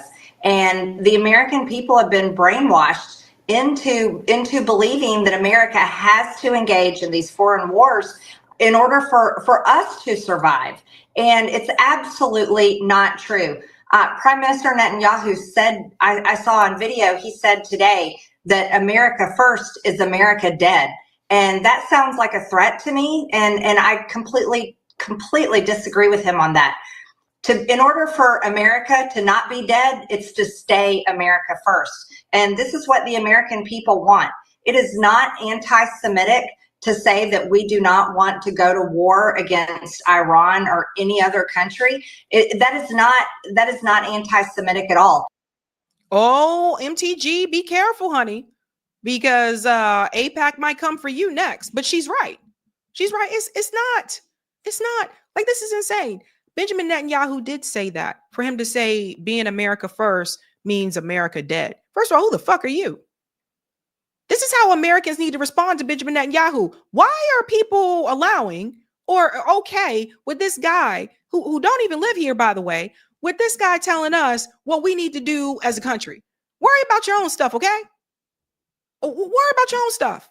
Worry about all the sex offenders that rush off to live in Israel. How about you worry about that? Those types of things. But he's trying to tell us what I agree to her, what she said. It does sound like a threat. Sounds like a threat to me. It's actually rational, it's sane, and it's loving to people all over the world. A Middle Eastern war will pull America back 20 years, just like you showed in your intro for your show. It's exactly the lies that we were told after 9/11, and many people know it's not true. So I'm completely opposed to this war. Of course, we don't want to see the people in Israel bombed, but they're only being bombed because Israel attacked Iran first. And that's the truth that we need to be talking about. And Matt, I want to add on one more thing that I think is incredibly important, because Fox News and all these other news stations are not talking about it. Last week on Thursday, they held a vote in the Knesset, and Netanyahu only won by 2 votes, because the polling is showing that if an election was held today, he would lose. What he's doing is not popular among the people in Israel. They are tired of war. They are so devastated after October 7th. But they are tired of war. And that vote happened last Thursday. And then Friday, Israel attacked Iran. That's why the bombs are falling. And it seems very political. And you and I have seen those types of things before. I guess she told Donald Trump, because here's the thing. Now, she does not have that opinion when it comes to Gaza, right? Like, she's one of the people that called the pro-Palestinian protesters. She called them names. She called them like terrorists, like that type of stuff. So I was very surprised to see her speak up against this. Then you also have this issue with Tulsi Gabbard. You see, all these people in Trump administration, the ones that are telling you Iran is building a nuclear weapon, they must have brain log or something. I don't know, because it was just March of this year that Tulsi Gabbard, in her testimony, made it very clear that that was not the case. Flashback. The IC continues to assess that Iran is not building a nuclear weapon, and Supreme Leader Khamenei has not authorized the nuclear weapons program that he suspended in 2003. The IC continues to monitor closely if Tehran decides to reauthorize its nuclear weapons program. And then it goes into the interview with Jeffrey Sachs there. But so we're just going to pretend like that didn't happen. Where is Tulsi Gabbard? Tulsi Gabbard's been pretty quiet. I looked on Twitter. Where's Tulsi at? Donald Trump responded to her. Like, dude is crashing out in real time. Listen. You've always said that you don't believe Iran should be able to have a nuclear weapon. But how close do you personally think that they were to getting one? Because Tulsi Gabbard testified in March that the intelligence community said Iran wasn't building a nuclear weapon. I don't care what she said. I think they were very close to having it. So I don't know if everyone could hear it because of the sound in the background, but she said that Tulsi Gabbard said that they were not. And Donald Trump's response is, I don't care what she said.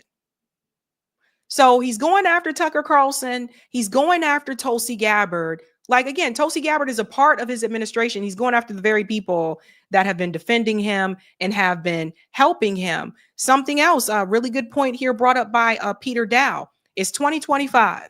Tucker Carlson and Marjorie Taylor Greene have a clear anti-war stance than the Democratic leadership. What a sad excuse for a party.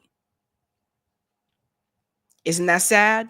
I told you, Hakeem Jeffries, Chuck Schumer, silent. And you'll see the ones that are still playing along with the game. I told you, I really believe that Laura Loomer is paid by Israel. I really do. She went on to say, Donald Trump is officially done with Tucker Carlson. Don't take money from Arabs and become blinded by irrational hatred for Jews and Israel like Tucker did.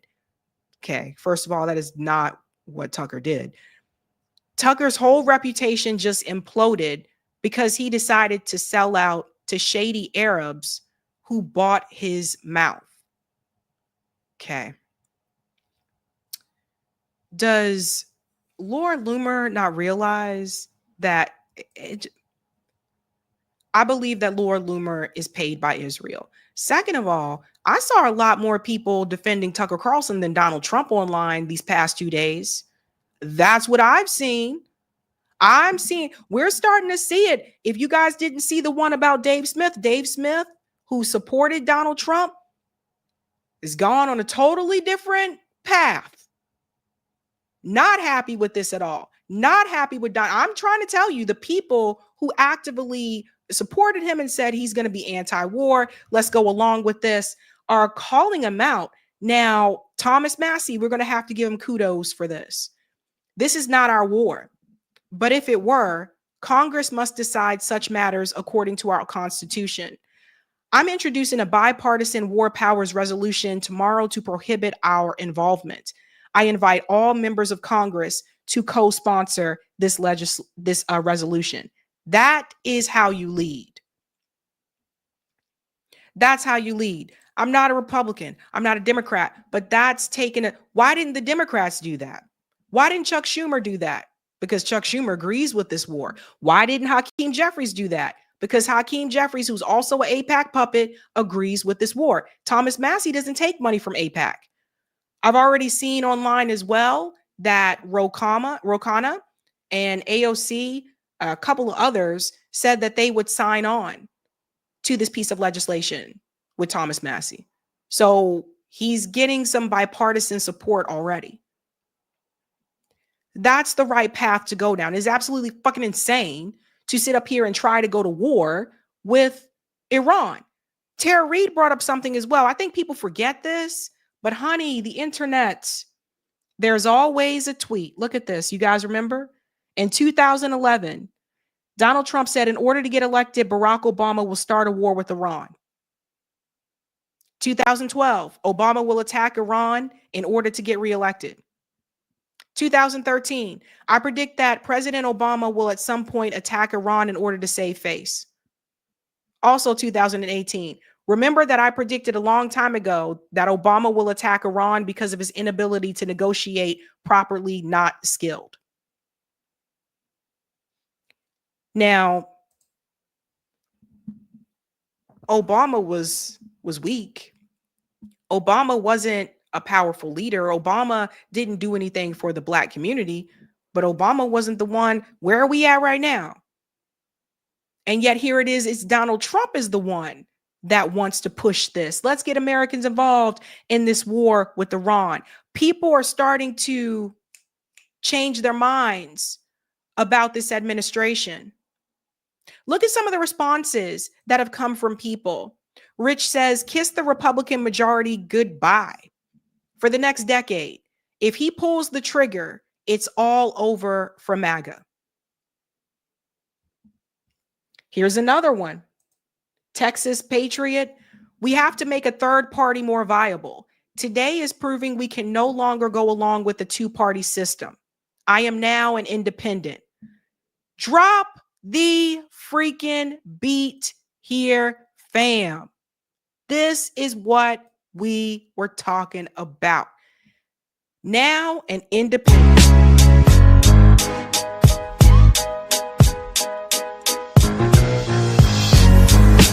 Dance with me. Dance with me. Drop the beat. In the street. Woo! All right, ladies and gentlemen, we are starting to see a shift. We are starting to see a shift. I told you, what was my mission? Get people to leave these damn parties. So people are starting to see. I think this gentleman here, A, said, same, man, same. This is not what I voted for. I feel totally betrayed by this administration so far. Ladies and gentlemen, it's looking good. Now, here's something I want to remind everybody of, because Butch Ware was so kind to post this video. Many people are saying, oh, this is all because of Donald Trump. Yeah, and Israel. But don't get it twisted. because Kamala Harris also would support a war with Iran. Let me take you back to remind you again, both parties support going to war with Iran.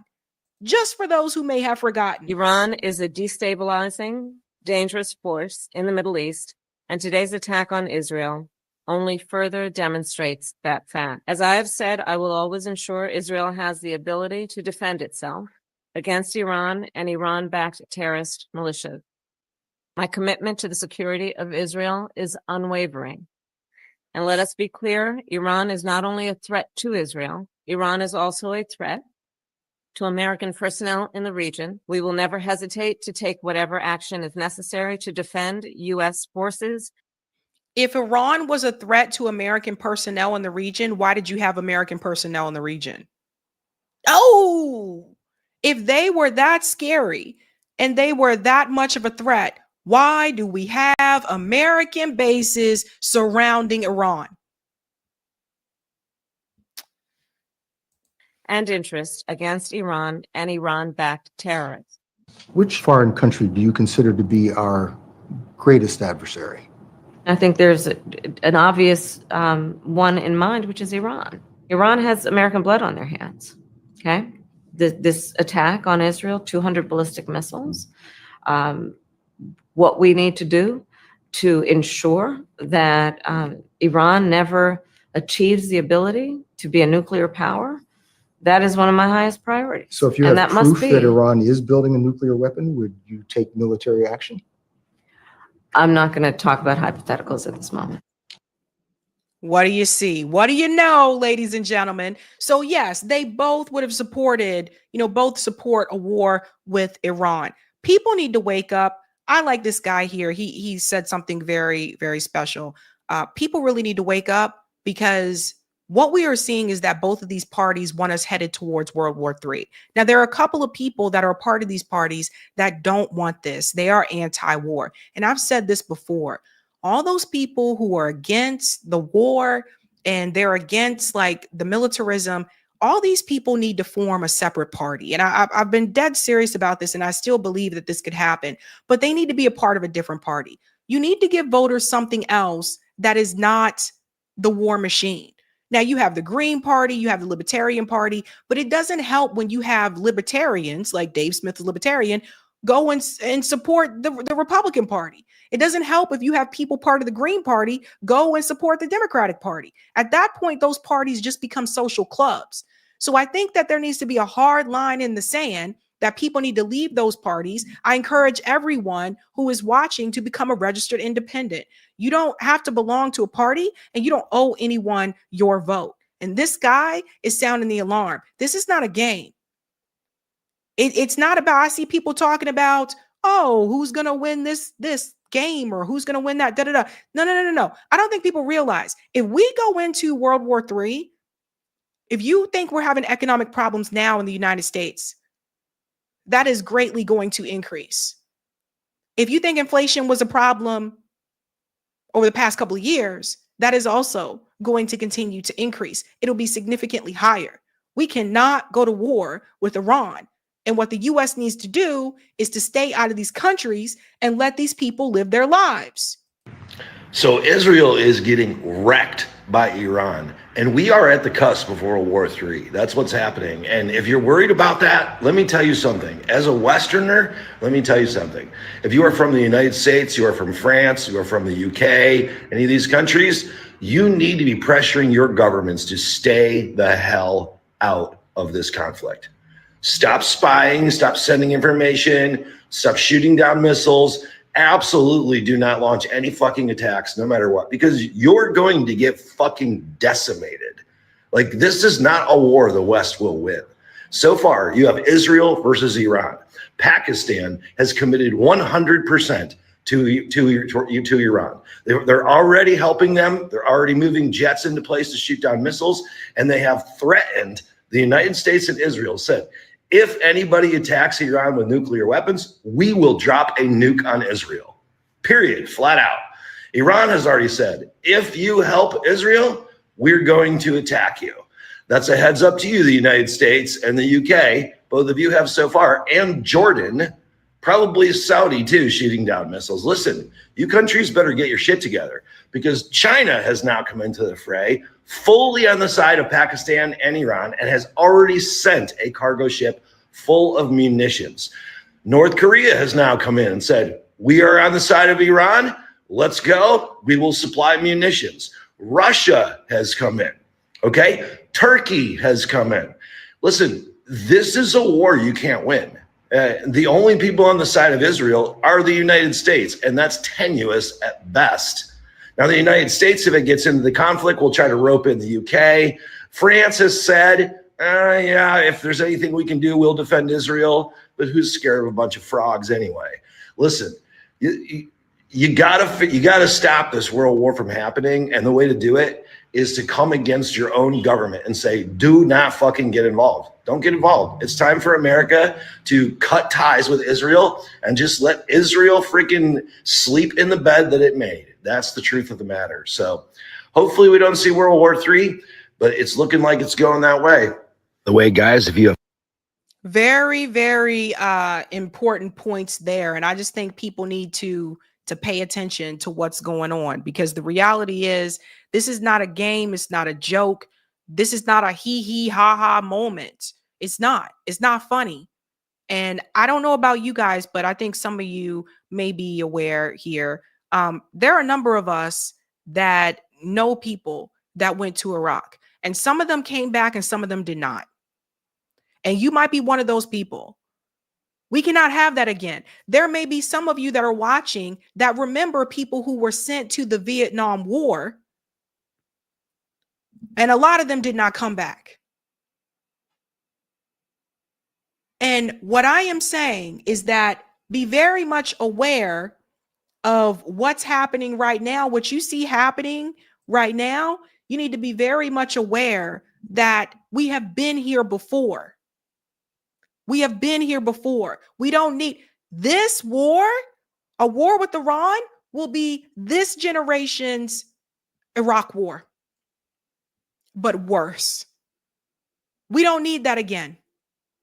We don't need another Vietnam. We don't need another Iraq war. We don't need another Afghanistan.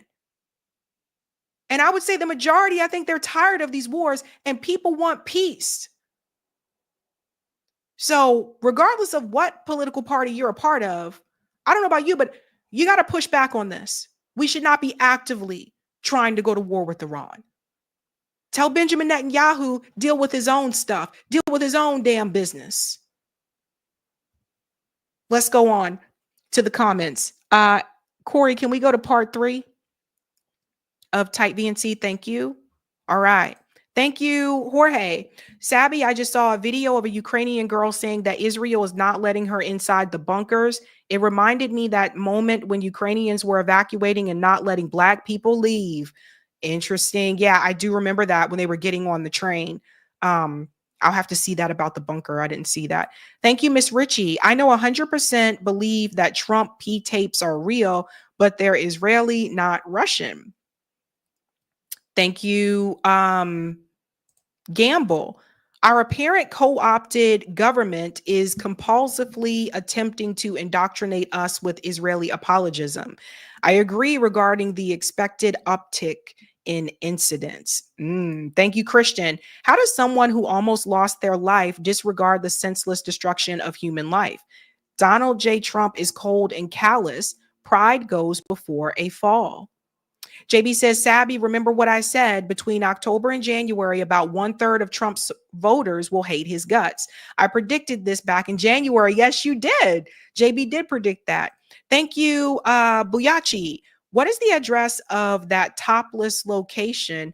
I'm planning visiting Boston and just want to take in all the diverse culture. Tapas. It's not topless. Oh my gosh, guys. Oh, thanks, Courtney. Tucker did admit to being part of the propaganda Fox News in an interview a couple before Fox fired him. Thank you. And thank you, Blueser. Somebody better start doing welfare checks on Midge and Tulsi. Yeah, Tulsi's silence is questionable. I have to get to the next story before Brian comes on. So Eric, you can remove all the starred super chats except for the last two, because we have to pick those two up when we come back. Okay, let me go ahead and get going. I think I got time. Yeah, still got time to do one more story before Brian appears. So here's a feel good laugh moment. We got to have a story that you can laugh at. You know, it is what it is. Okay, you know, Piers Morgan is just not having a good week. Not having a good week, because you see, aside from the back and forth between him and Professor Marandi and Mehdi Hassan and apparently now George Galloway, Dr. Umar dropped a bombshell. And I don't know if a lot of people have seen this video. A viewer sent it to me and I said, oh, we got to talk about this. Dr. Umar, who is Pan-Africanist and very pro-Africa. Like, I don't agree with Dr. Umar on everything, but I agree with him on this conversation, though. Dr. Umar drops a bombshell about Piers Morgan and that show. Let's get into this. This is good, fam. And there's a lot of strong black men in the space, but you will not fold. No. And bro, trust me, us other black men, we say, if they let Umar on CNN, if they let him on MA, he's not folding. Oh, no, sir. So don't send the invite. And that's why they ain't going to send me. You'll never see me on there. Now, I just got an invitation to be on Piers Morgan. We about to talk about him in just a second. You know, and I didn't accept it because I noticed with some of them, even though he's really popular and he got millions, don't bring me on there for no nonsense. Yes. And what I noticed, and I went through this a little bit with Fox Soul. No disrespect to Fox Soul, because they just reached back out to me. I'm going to give them another chance. But you don't take somebody with these kind of credentials and this type of following and this seriousness behind his work and put him on a panel with goofballs. At all. And you see? At all. That's what. Oh, so this was shocking. I didn't know about that. According to Dr. Umar, he said Piers Morgan show reached out to him and he rejected the invitation. Ooh, burn. Damn. And the reason being is because, to his point, he doesn't feel that it's going to be a productive conversation. And he doesn't want to be put on a platform with a bunch of people that are just going to be goofy about whatever he's going to talk about. I'm assuming with Dr. Umar would probably be racial conversation. He doesn't want to be put on a panel with a bunch of, goofballs just for the views and the promotion and all that type of stuff, just to give Piers Morgan, more viewership. Like, he's not going to go through that. He rejected it. But wait, there's more. Piers Morgan, I got an invite for a white podcast. I'm not going to mention his name. He's very popular. He wanted me to debate Jesse Lee Peterson, right? Now, me and Jesse Lee Peterson, are you familiar with him? Yeah, I know Jesse. We've debated before. I was on his show before. He was on Fox Soul before. Okay. He and I have shared airways maybe 3 times, right? Okay. I turned down the interview, right? Because I said, I am not going to go on this show. And this was live in studio. And I think he's in Florida too. I am not going to go on this show and debate another black man, even though he is a coon, for the entertainment of white people. Right. See, when he first reached out, Loon, I'm thinking we're going to have a conversation like us. We're going to go around the world and talk. No, I want you to debate Jesse Lee Peterson. You already know what he stands for. Right. You already know what I stand for. So this cannot be serious. Yeah. You guys have got to be careful about this too. There are podcasters that do this, right? Like, they will actively try to pit black podcaster or black, I don't know if we would call Dr. Umar a podcaster, but he's on a lot of podcasts. They'll try to pit 2 black people against each other. I've seen people try to do that to me, like behind the scenes, like, oh, you should da-da-da-da, and you should da blah blah blah. I'm like, why is it always you trying to pit me against another black person? This is where, like, you got to be careful about that, because it does happen, especially within like the YouTube space or whatever. So it's kind of like it takes you back to what's funny and what's not funny, right? What's for entertainment and what's not for entertainment. And it reminds me of something that Dave Chappelle talked about, when he had the Chappelle show, which was funny as hell. I don't think you could do the Chappelle show today because people get too angry real quick, you know? But Dave Chappelle said something after he walked away from the Chappelle show, and he said that he realized with some of the jokes, people were laughing a little too hard. And if you watch Chappelle show, you guys probably know which ones I'm talking about. You probably know which skits I'm talking about, right? So you got to be very careful that people don't do this to you. And I'm saying that to any of you who are thinking about like starting your own show or anything like that. Be very careful about that because it's something people like to do. They really do like to pit two Black people against each other. It's like when Brianna Joy Gray went on to Candace's podcast after Bree was fired from The Hill. People were wanting to see a drag out fight. Like I saw some of the comments and people online, they wanted them to like drag out fight each other. And that's not how the conversation went. And so that's what I'm saying. Sometimes you got to be careful. And it's a fine line because at the same time, what they'll do is they'll want to put you against someone who's obviously the exact opposite of you, but both of you are Black because they want you two to go at it. At the same time, it's tough when you're in that seat because you want to defend your principles and where you stand, but you got to do so in a way that you also aren't buying into this entertainment of Black person tearing other Black person down. And even in doing that, you got to be careful because then other people could say, oh, you're being too soft. You didn't go hard enough against that person. You know what I mean? So it's hard to find that line. I think he did the right thing by saying no. You want us to fight each other for the entertainment of Caucasians. I'm not doing that. And I appreciate you for saying that. Matter of fact, let's get to Piers. So Piers Morgan has been in the news or in Black culture going viral right now, in particular for he was on a panel. Let me get the names right. I think it was... I want to make sure I have the young lady's names.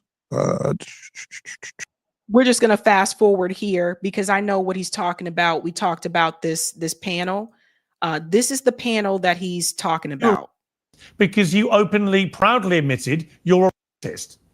So it wasn't a question of exposing you or pointing my finger or trying to get this out of you. You proudly sat there, bold as brass, and said, yeah, I use the N-word all the time against Black people. I'm a racist and I'm proud of it. That's what you did. Racism is just having a preference. I prefer not to live around Black people. I prefer not to live in a country where white people in our country are disproportionately attacked by Black people. Where in my country, you can have an Austin Metcalf where he asks a guy to leave and he gets stabbed in the heart. I prefer that. That's a preference. Now, what a real racist is, in my opinion, is seeing someone as less human. I'm a Christian. I believe everyone's created in God's image. So I don't see anyone as less human. But that doesn't mean I'm not allowed to have a preference and say. So let's fast forward to this part here, because what Piers Morgan asked her to do was he asked her to say the N-word, right? And Mark Lamont Hill was a part of this panel. Deep-seated structural forms of injustice to white people that white people have done to Black people, and yet to claim some kind of moral superiority in the midst of, and again, in the context of a conversation where a white woman is calling a 5-year-old autistic child the N-word, and we're talking about Black people's bad behavior. This is absurd. And the idea of fighting fire with fire, again, is a dishonest argument. Just to take us back to the point here, the people who are supporting Carmelo Anthony's campaign believe that he was wrongfully charged and they're trying to get him legal defense. The people who are defending this woman are saying, yes, we know you called the 5-year-old autistic Black child the N-word, and we want more of it. So that's what the conversation was about. It was about Carmelo Anthony. And I want you to hear what he says here. Okay. Yeah, because they would blur out on certain platforms. They wouldn't let it be only seen. saw a clip, but right. And so I wanted to ask you, what is your reaction to that clip of that situation? That is the exact type of situation that I don't want to be a part of. I don't mind the racism, but let it be someone of an established intellectual background. Right. But for you to just grab idiots and buffoons off social media because they have an opinion and ask me to converse with them, I feel like you're belittling my work. Yes. And you're belittling my And that's what it was. The young lady was just a social media girl who says, I like to say nigger, and no expertise in anything, no community activism, no type of corporation that she's established, you know, no type of political resume, just a nobody. My thing is, at least let it be someone who people listen to. Right. You know what I mean? And listen to for serious opinion, not just shock value. And that's what they'll do. They'll try to mix our greats with they bullshit and trash. Yes, I'm not doing that. And when he reached out to me, Brother Loon, if memory serves me correctly, it was a week or two before that interview. So I believe he wanted me as a part of that, because in the email that I got from his assistant, it specifically said that they wanted to discuss the fundraising behind our brother down in Texas, right? The young brother who defended his life, okay, and is now facing charges, and hopefully he will be victorious. We're going to pray. Carmelo, right? Carmelo Anthony. So it sounds like they were trying to get Dr. Umar on that panel with Myron Gaines, anti-Black Myron Gaines. Could you imagine what that would have been like? So I have to say, you know, kudos to Dr. Umar for saying, no, I'm not going to go participate and be a part of that. That's okay. It's okay to say no. It's okay to say, no, this is ridiculous. I'm not going to, it's okay to do that. And, you know, so Mark Lamont Hill was on that panel and he was greatly disrespected. We covered that before on the show. And it's just one of those things. It's like, sometimes it's okay to say no. And it's not even about like, oh, let me go on there and get the publicity or da-da-da, whatever. Sometimes it's about knowing what you're walking into, right? And you may not know who's going to be on that panel, but sometimes these shows try to set you up for a trap. That's the point that I'm trying to get across. So again, I don't agree with Dr. Umar on some of his craziness because he do say some crazy stuff, but I agree with him in this position here. They wanted to discuss the fundraising between Carmelo Anthony and the Shiloh Hendricks, I believe is her name. Yes. And I'm looking at this request and I'm saying, of all the things we can discuss, we want to talk about GoFundMe. I already knew it was nonsense. Right. This is all you want to discuss with Dr. Umar. Yeah. This fundraiser and this fundraiser. Right. I said, this is nonsense. I believe he wanted me on that platform. Did you see Mark Lamont Hill's response to it where I thought he did a good job. Okay. Now, I thought he did a good job. He's receiving some backlash because he, this is what I say, this difference between what did he say and then next, because I didn't see the whole thing. This is what he said. So he says, Piers Morgan invites the young lady to say the N-word. Go ahead and say it. Go ahead and say it. Did she say it? No, Mark Lamont jumps in. Okay. I do not want you to tell her to say the N-word in front of me because I'm the only one up here that's going to be offended. Da-da-da-da. He was on the right track. Then he uttered, Piers, I know you don't mean any harm. And then that's when a lot of people were taken back because why would you give him any out in that moment? He clearly is inviting this discourse. Why is he, as the white man who's facilitating the conversation, and also even if he was there quiet, I would say he holds some responsibility because he engineered the conversation. But the fact that he was the one to say, go ahead, say it, and then for you to let him off the hook. Yeah, for you to let him off the hook. Now, Mark Lamont Hill responds to this and says, I only done that because I didn't want them to cut out the part where I told him do not allow her to say that. So it's like a strategic bag down. I don't respect those, right? Okay. Like in that setting. Now, if we're talking war and other settings, great, but he received some backlash for basically letting Piers Morgan off the hook in that moment. To that, what do you say? Okay. So this is the response here, right? So I think that, again, Dr. Umar, he did not accept the invitation to come on Piers Morgan's show. And but honestly, looking back at it, maybe if he was in that seat, things would have been very, very different. I don't know, but we'll let him finish up here. I don't want to speak on that directly because I didn't see it. I'm going to give Dr. Mark Lamont Hill the benefit of the doubt. Okay. Do you want to see it? Because we can show you the clip. I don't mind. I can take a look at it. Let's take a look at it. It could have just been human error. I'm hoping, if that's the only thing that took place, it could have just been human error.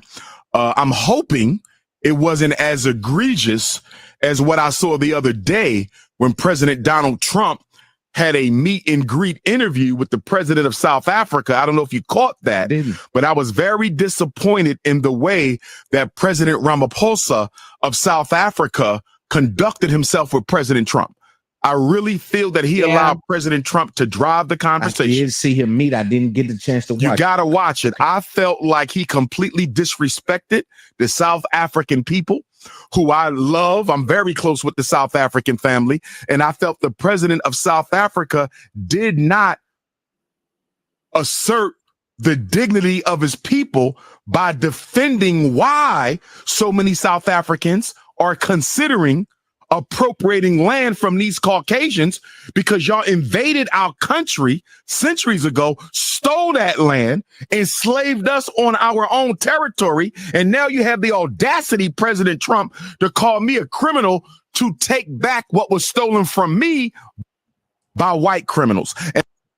And that is why you don't see Dr. Umar on CNN or MSNBC or Fox News, any of these others, because he's going to go to that level and tell people like, no, this isn't right. Like, and let me explain why. But I thought you guys would find that interesting, like that he was invited on to Piers Morgan and he said no, because he didn't want to go on there and participate in what he calls foolishness. So sometimes it's okay to say no and not participate in these things. All right. I see Brian is here. Okay, I just have to use sorry guys, I got to use the restroom really quick, and we'll bring Brian on. Eric, can you come on just for like 2 minutes? You got it. All right, so here we're gonna have a little mid-show break where I jump in from the background to the foreground, so Sabby can have a little break, and then we'll come back, and then she'll come back in and we'll get into our interview. Meanwhile, we got a number of super chats built up, so let's see what we got in the queue. Thanks for the super chat. Lap66, who says Tulsi was barred from the recent Camp David meeting. Tulsi has been replaced by DNI as Mossad. Oh, sorry, yeah, has been replaced in the DNI role by Mossad. Yeah, I hear you. And excuse me. And thanks for the super chat, Marlon Wells, who says the real protests need to start now. And you know what I say, you know, real protests need real demands. Thanks for this one, Skylar. I saw an Instagram video of an Israeli refusing the Thai guest workers entry into their bunker because it was Jews only. Shaking my head. Yeah, I saw a bit of that video too. And thank you for the super sticker, Jasmine Harrell. All right, so let me clear that one and carry on. Right. All right, thank you. Sorry, guys, I had a bottle of water right before the show and I thought I could make it, but I didn't think I was going to make it. All righty, let's go ahead and bring in our special guest. His name is Brian Berletic. He is a former U.S. Marine. He specializes in Eurasia and he is based in Bangkok. Welcome back, Brian. Thank you so much for having me back. And I actually got up early so that I could watch the whole show, and I've been enjoying it. Oh, awesome. Well, thank you. Because I know it's, for those who don't know, it's really early where Brian is located. Yes. And I'm not a morning person. In Bangkok. Okay, so Brian, I definitely want to get into this war with Israel and Iran. It's really crazy to me. And I think a lot of people have been asking the question, where does China and Russia stand now that Israel and Iran have been, you know, going back and forth? And Iran has not been, in my opinion, based on the videos that I have seen, they have been dropping some pretty big blows on Tel Aviv. What are people saying in Asia? Like, what is the community? How do they feel about this particular conflict? Well, it's hard for me to speak for Asia. I'm here located in Thailand. I can tell you that there is a westernized media space and also a very distinctly Thai media space, even both being Thai language. And of course, the westernized media space is just repeating whatever the West is reporting. But the Thai media space is very suspicious of especially U.S. involvement in all of this. They understand that it is the U.S. behind this, that they have created this problem in the Middle East. This is a means of further isolating both Russia and China. And obviously, if any kind of war is brought here to Asia, the lives of people, their peace, their prosperity, their stability will all be upended. Just as the U.S. has upended peace, stability, and prosperity all across the Middle East, all across the continent of Africa, all across Europe now with their proxy war against Russia and Ukraine, and Latin America for a generation plus. So this is a real growing concern. Yeah. Speaking of growing concern, I don't know if you saw this, Brian, but you guys have got to get a load of this one. Here they go with the propaganda. Speaking of Western media, this was Fox News. Everyone check this out. This is hilarious. Exclusive satellite images revealing the location of a previously unknown Iranian nuclear site. Now, the facility spans nearly 2,500 acres, and this is a big discovery. Jillian Turner has more from the State Department. Good morning, Jillian. Pretty explosive, Dana. These satellite images that we have obtained exclusively show the alleged site location and even the layout of the secret, previously unknown nuclear weapons facilities inside Iran. This, of course, raises fresh concerns about the regime's role in these ongoing nuclear talks with the Trump administration.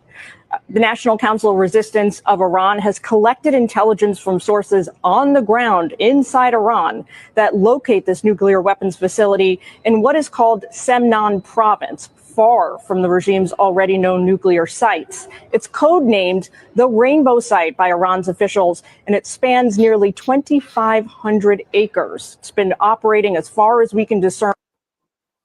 So luckily, Brian, a number of people online have been laughing at that news clip and making fun of it because it takes us back to the war with Iraq, right? Like they said, we have these secret nuclear sites of Iran that we just happened to find.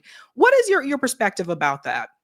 Well, the organization that they cited is actually the Mujahideen al-Khaliq, which for the longest time was a U.S. State Department listed terrorist organization. And they only recently took it off the list specifically so they could use it to destabilize, attack and destabilize Iran. Nothing that they produce is of any credibility at all. It is an absolute joke. The organization itself is, admittedly, if you go to the Senate hearings where they were talking about this, they say how difficult it would be to sell this organization, wider support for this organization because it's a cult. They're abusive. They have killed Americans in the past. And yet these are the people they're not only using as proxies against Iran, but this is who the source of this information actually is. And then when they talk about satellite images, this is a photograph taken from outer space. If that's the closest you can get to showing us evidence of anything, then you don't actually have evidence. And of course, you bring up the most important point of all. The US has lied repeatedly, deliberately, to predicate their wars of aggression all across the region to Iran's east and west. They invaded Afghanistan, Iraq, Syria. They destroyed Libya in North Africa. They've done this over and over and over again. We're supposed to believe this is the first time they're telling the truth. Also, you just mentioned earlier on the show about President Trump being asked about his director of national intelligence saying there are no nuclear weapons in Iran. He said, "I don't care what she said." And that's a brief moment of honesty because that is the reality. They don't care what the truth is. They want this war. They have been preparing for it for the entire 21st century. You just think about step by step how they moved the military into the region, isolated Iran from its allies, destabilized the whole region, and shaped everything for this very moment. We remember the U.S. finally toppling the Syrian government late last year. And the first thing the U.S. and Israel did was wipe out all of Syria's integrated air defense systems. And this was to clear a corridor to carry out these specific attacks. So this was all planned. They're going to do this no matter what, regardless of whatever evidence they have. And of course, they're going to fabricate it, hoping that there's enough weak-minded people out there willing to buy it once again. And another thing I want to mention as well is I don't really think that this is I don't think the US government really cares about the Israeli people. I really don't. I think this is about the resources that are in that particular region. that they wanted to have a hold on that, because we can't forget what Joe Biden said years ago. He said, if there wasn't an Israel, we would have created one. So that goes to tell you this has nothing to do with anti-Semitism. This has nothing to do with Israeli people. This is about the resources, particularly in that region. And I think one of the questions that I've had is, if this continues to escalate, like Donald Trump sounds insane right now, telling people, yeah, we got to go full speed ahead. They need to surrender, etc. If this was to accelerate to the point where American troops would get involved, I think the U.S. has already sent at least one Navy ship. If they were to get involved and we're now at war, America is at war with Iran. We are living in a multipolar world now. It seems like things are a little bit different compared to the war in Iraq, and especially Vietnam. What is stopping Russia or China from helping Iran? Well, you brought up many good points here. And I want to address the propaganda the U.S. is using to try to justify this war, and also justify Israel's attack on Iran, again, enabled from A to Z by the United States. It would not have been possible without the U.S. aiding and abetting the attack. It was essentially a U.S. attack through Israel. And I'm glad you brought this up. It has nothing to do with the U.S. having any concern at all for Israel. Israel is a proxy of the United States, and they are fighting this war against Iran through Israel in the exact manner they're using Ukraine to fight a war against Russia. And they don't care about what happens to Ukraine. And they obviously don't care what happens to Israel. Israel is now being bombarded by ballistic missiles. People are being injured. People are dying. Infrastructure is being disrupted. The economy is being threatened. And this was all brought upon by the people living there in Israel for a threat that does not exist. Iran does not pose a threat to Israel. And they constantly, and I've seen Israeli officials do this too, bring up the Holocaust as if this is radical Islam versus Jews, which is ludicrous. I was just reading, and they know people aren't going to see this, even though they themselves publish this. The Jerusalem Post published an article this week about the large Jewish community in Iran. The largest population of Jews in the Middle East outside of Israel is actually located in Iran. And the Iranian Jews oppose Israel's strike on Iran, and they support Iran's defense of itself against this aggression.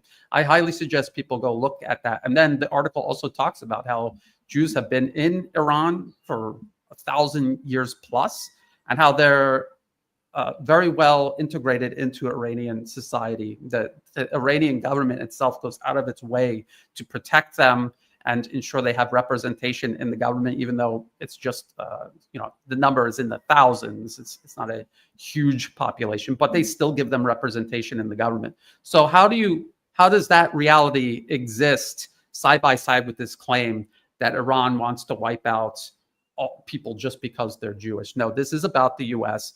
destroying the region for the last 25 years, and Iran wanting to defend itself, and Iran also not allowing itself to be subordinated by the United States. Now, you bring up Russia and China, I think also Pakistan and many other nations. They understand the implications of Iran falling. They are allies with Iran. They do considerable business together. There's also growing military cooperation between these nations and Iran. The problem is, all of this takes a very long time to build up, and especially the military cooperation is relatively recent. Although you could argue the ballistic missiles Iran is using, these are based on designs from North Korea, Soviet-era ballistic missiles. So that there already has been a lot of help. The problem is, and I think people overestimate how much Russia or China could do at this moment. What do people? A lot of people imagine, why doesn't China just send troops and planes and go help fight this war? And it just isn't possible. It's logistically impossible. People take for granted America's ability to project military power around the globe, but they have established that ability over the course of a century, building bases everywhere, logistical hubs, a huge navy, sea lift, airlift capabilities that China they don't have. It doesn't exist in China's military because they're not trying to threaten the world or project military power around it. But if I had to guess what they could do, what kind of support they could send, there probably are ballistic missiles or components they could send to Iran to replenish any stockpiles that end up targeted by Israeli or U.S. strikes, or the loss of launchers. I think they are capable of replacing at least some of these and allowing Iran to continue raising the cost of this U.S.-Israeli aggression against them, hopefully to the point where the U.S. and Israel back down. Do you think that China and, well, I know Russia's, fighting with Ukraine, but do you think that China and Russia could do a little bit more, though? I saw there was a statement from China on social media where they said they did not agree with Israel, attacking Iran and starting all this off. But I think that, especially after us seeing the genocide in Gaza, I think we're past the point of statements. I really do. And that's what I'm wondering. Like, do you think that there's something else that China or Russia could do a little bit more? Maybe they can help in terms of intelligence. Maybe they can help in terms of, I think one of the most important ways, that especially China can help, is economically. This is how they are helping Russia. This is how they have been helping Iran. They're buying most of their oil exports because the U.S. has placed sanctions on oil exports. China went out of their way to ignore those sanctions, ignore the threats of ignoring those sanctions, and that provides considerable funding for Iran, its government, and its infrastructure, the ability to take care of the civilian population, and also to protect the civilian population. But the problem is, I really don't know what else they could do besides possibly sending ballistic missiles or components, something to that of that nature. Maybe drones or communication equipment, things that are easy to train on quickly. There's always a lead time. Any aid you send, there's going to be a lead time. And this is something that I've talked about with the U.S. aiding Ukraine, sending F-16s. These are planes Ukrainians have never operated before. It could take years and years for them to learn how to do it effectively enough to create some sort of difference on or above the battlefield. And the same will apply to any aid China sends to Iran that is advanced capabilities. We have to remember, China has a huge and growing problem within its own borders. Taiwan is an island province of China, recognized as such under international law, recognized as such by the U.S. State Department itself. And yet there are U.S. troops stationed on Taiwan inside Chinese territory. And there are tens of thousands of U.S. troops and growing all along China's shores in places like the Philippines, South Korea, Japan. There are missiles pointed at China that can hit major Chinese cities. So this is what they're preparing for, because they know that they're next. And I think if there was more, or if there are additional things they can do, they will do it. I'm not so sure they will do it openly, but there are things they are certainly doing already. And if there is more they can do, they will do it. Right. I thank you for reminding people about that, is that these countries also do have those military bases, U.S. military bases, like surrounding them as well. There's the issue also with Donald Trump. Donald Trump is getting a lot of criticism from his base, particularly in the past couple of days because of the war with Iran. I want to take everybody back to a segment. This was 2015. I just want to remind everybody what Donald Trump was saying back then. Obviously, the war in Iraq was a big, fat mistake, all right? Obviously, it was a mistake. So George Bush made a mistake. We can make mistakes, but that one was a beauty. We should have never been in Iraq. We have destabilized the Middle East. But I want to tell you, they lied. Okay. They said there were weapons of mass destruction. There were none, and they knew there were none. There were no weapons of mass destruction. All right. Go. And now you see, Brian, I have to point it out. I just feel like it's the same thing that's happening now. Not weapons of mass destruction, but Iran is building a nuclear weapon, which we've heard for years. And it's like, what happened to that person? Like that was Donald Trump in 2015, right? But now he's become the George Bush. Like now he's W. Absolutely, and this proves that he knows exactly what he's doing, and that all of his lies and his aiding and abetting, or at least presiding over this, I don't think he's actually making any decisions at all. I don't think U.S. presidents make any decisions. I don't think anyone is convinced that President Biden was making any decisions during his administration. So, but the point is, he knows what he's doing. He knows right from wrong. He knows this is a lie, and yet he's telling the American people otherwise. He is helping sell this lie to the American people. That is his job as president of the United States. That's what his administration does. These policies have already been set down in policy papers. I constantly refer to, and I think you showed this on the program when I joined you last time, Which Path to Persia from the Brookings Institution from 2009. People should look that up. It's on their official website. You can download it for free and read it. And they talked about how they'll use negotiations to pretend the U.S. wants diplomacy with Iran and then have Israel attack. So it looks like the U.S. had nothing to do with it and then reluctantly join in with Israel afterwards. They have literally said that in the policy paper.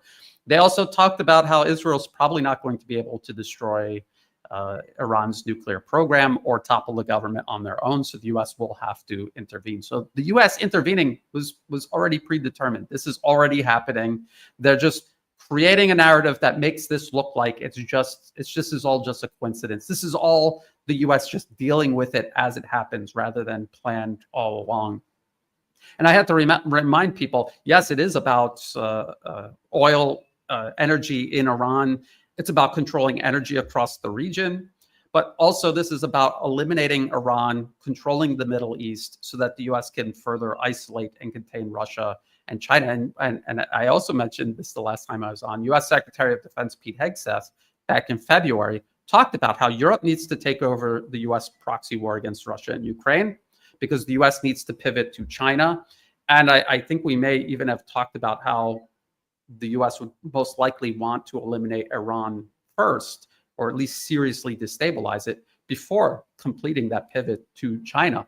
And then just last month, Secretary Hegseth was in Singapore at the Shangri-La Dialogue, which is actually has nothing to do with Asia. It's a London-based think tank that organizes it. And he was talking all about how for a generation, the U.S. has been distracted in regime change and nation building everywhere else. Now we're going to focus on Asia. And if you really think about what he's saying, he's saying he's going to take all of that death and destruction and bring it to Asia. And that is what they're preparing to do. And that is what they're building up the military here to do.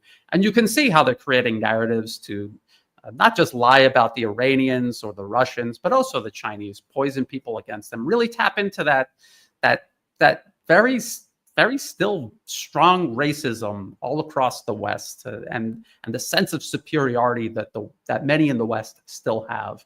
Tap into that, and that fear that they have watching China, especially a non-white nation, surpassing not just the U.S. but the collective West. So that this is where this is all heading. Unfortunately, we can protest, we can deny our money, time, attention, energy to the corporations that are ultimately underwriting and also benefiting from these policies. But this is going to happen, and we're not going to vote our way out of this. Democrat, Republican, does anyone think Kamala Harris was going to do any? Actually, you were just showing clips of Kamala Harris saying like it's the same exact thing. And I remember people saying, when President Trump was picking neocon warmongers to fill his cabinet up with, again, just like he did the first time he was in office, people said, well, at least it's not Kamala Harris, because we would have all of these wars, maybe even nuclear war. And now there's serious talk about Israel dropping nuclear weapons on Iran. So it's completely insane how they trick people over and over and over again with the same exact trick. And they just never see through it. Although I do think a lot of people are waking up. And I don't understand why anyone would fall for Trump again. But if people are saying this isn't what I voted for and they're speaking up, that is good. I'm glad that people are doing that. I agree with you. And I'm curious, like militarily, like if the U.S. went to war with Iran, to be honest with you, I don't think we stand a chance against Iran. I know the U.S. we have powerful weapons in the U.S., but I just don't see how because I feel like a war with Iran is not just with Iran.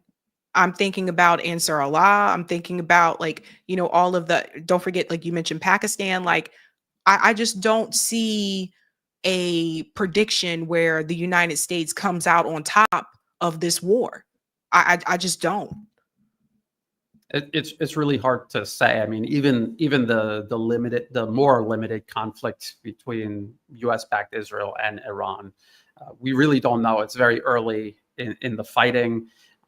Iran was launching these salvos against Israeli targets, and then the number of missiles started to kind of get smaller and smaller, and then there was a long pause, and then last night there was another relatively large strike, which is why I didn't sleep last night, because I was trying to track it.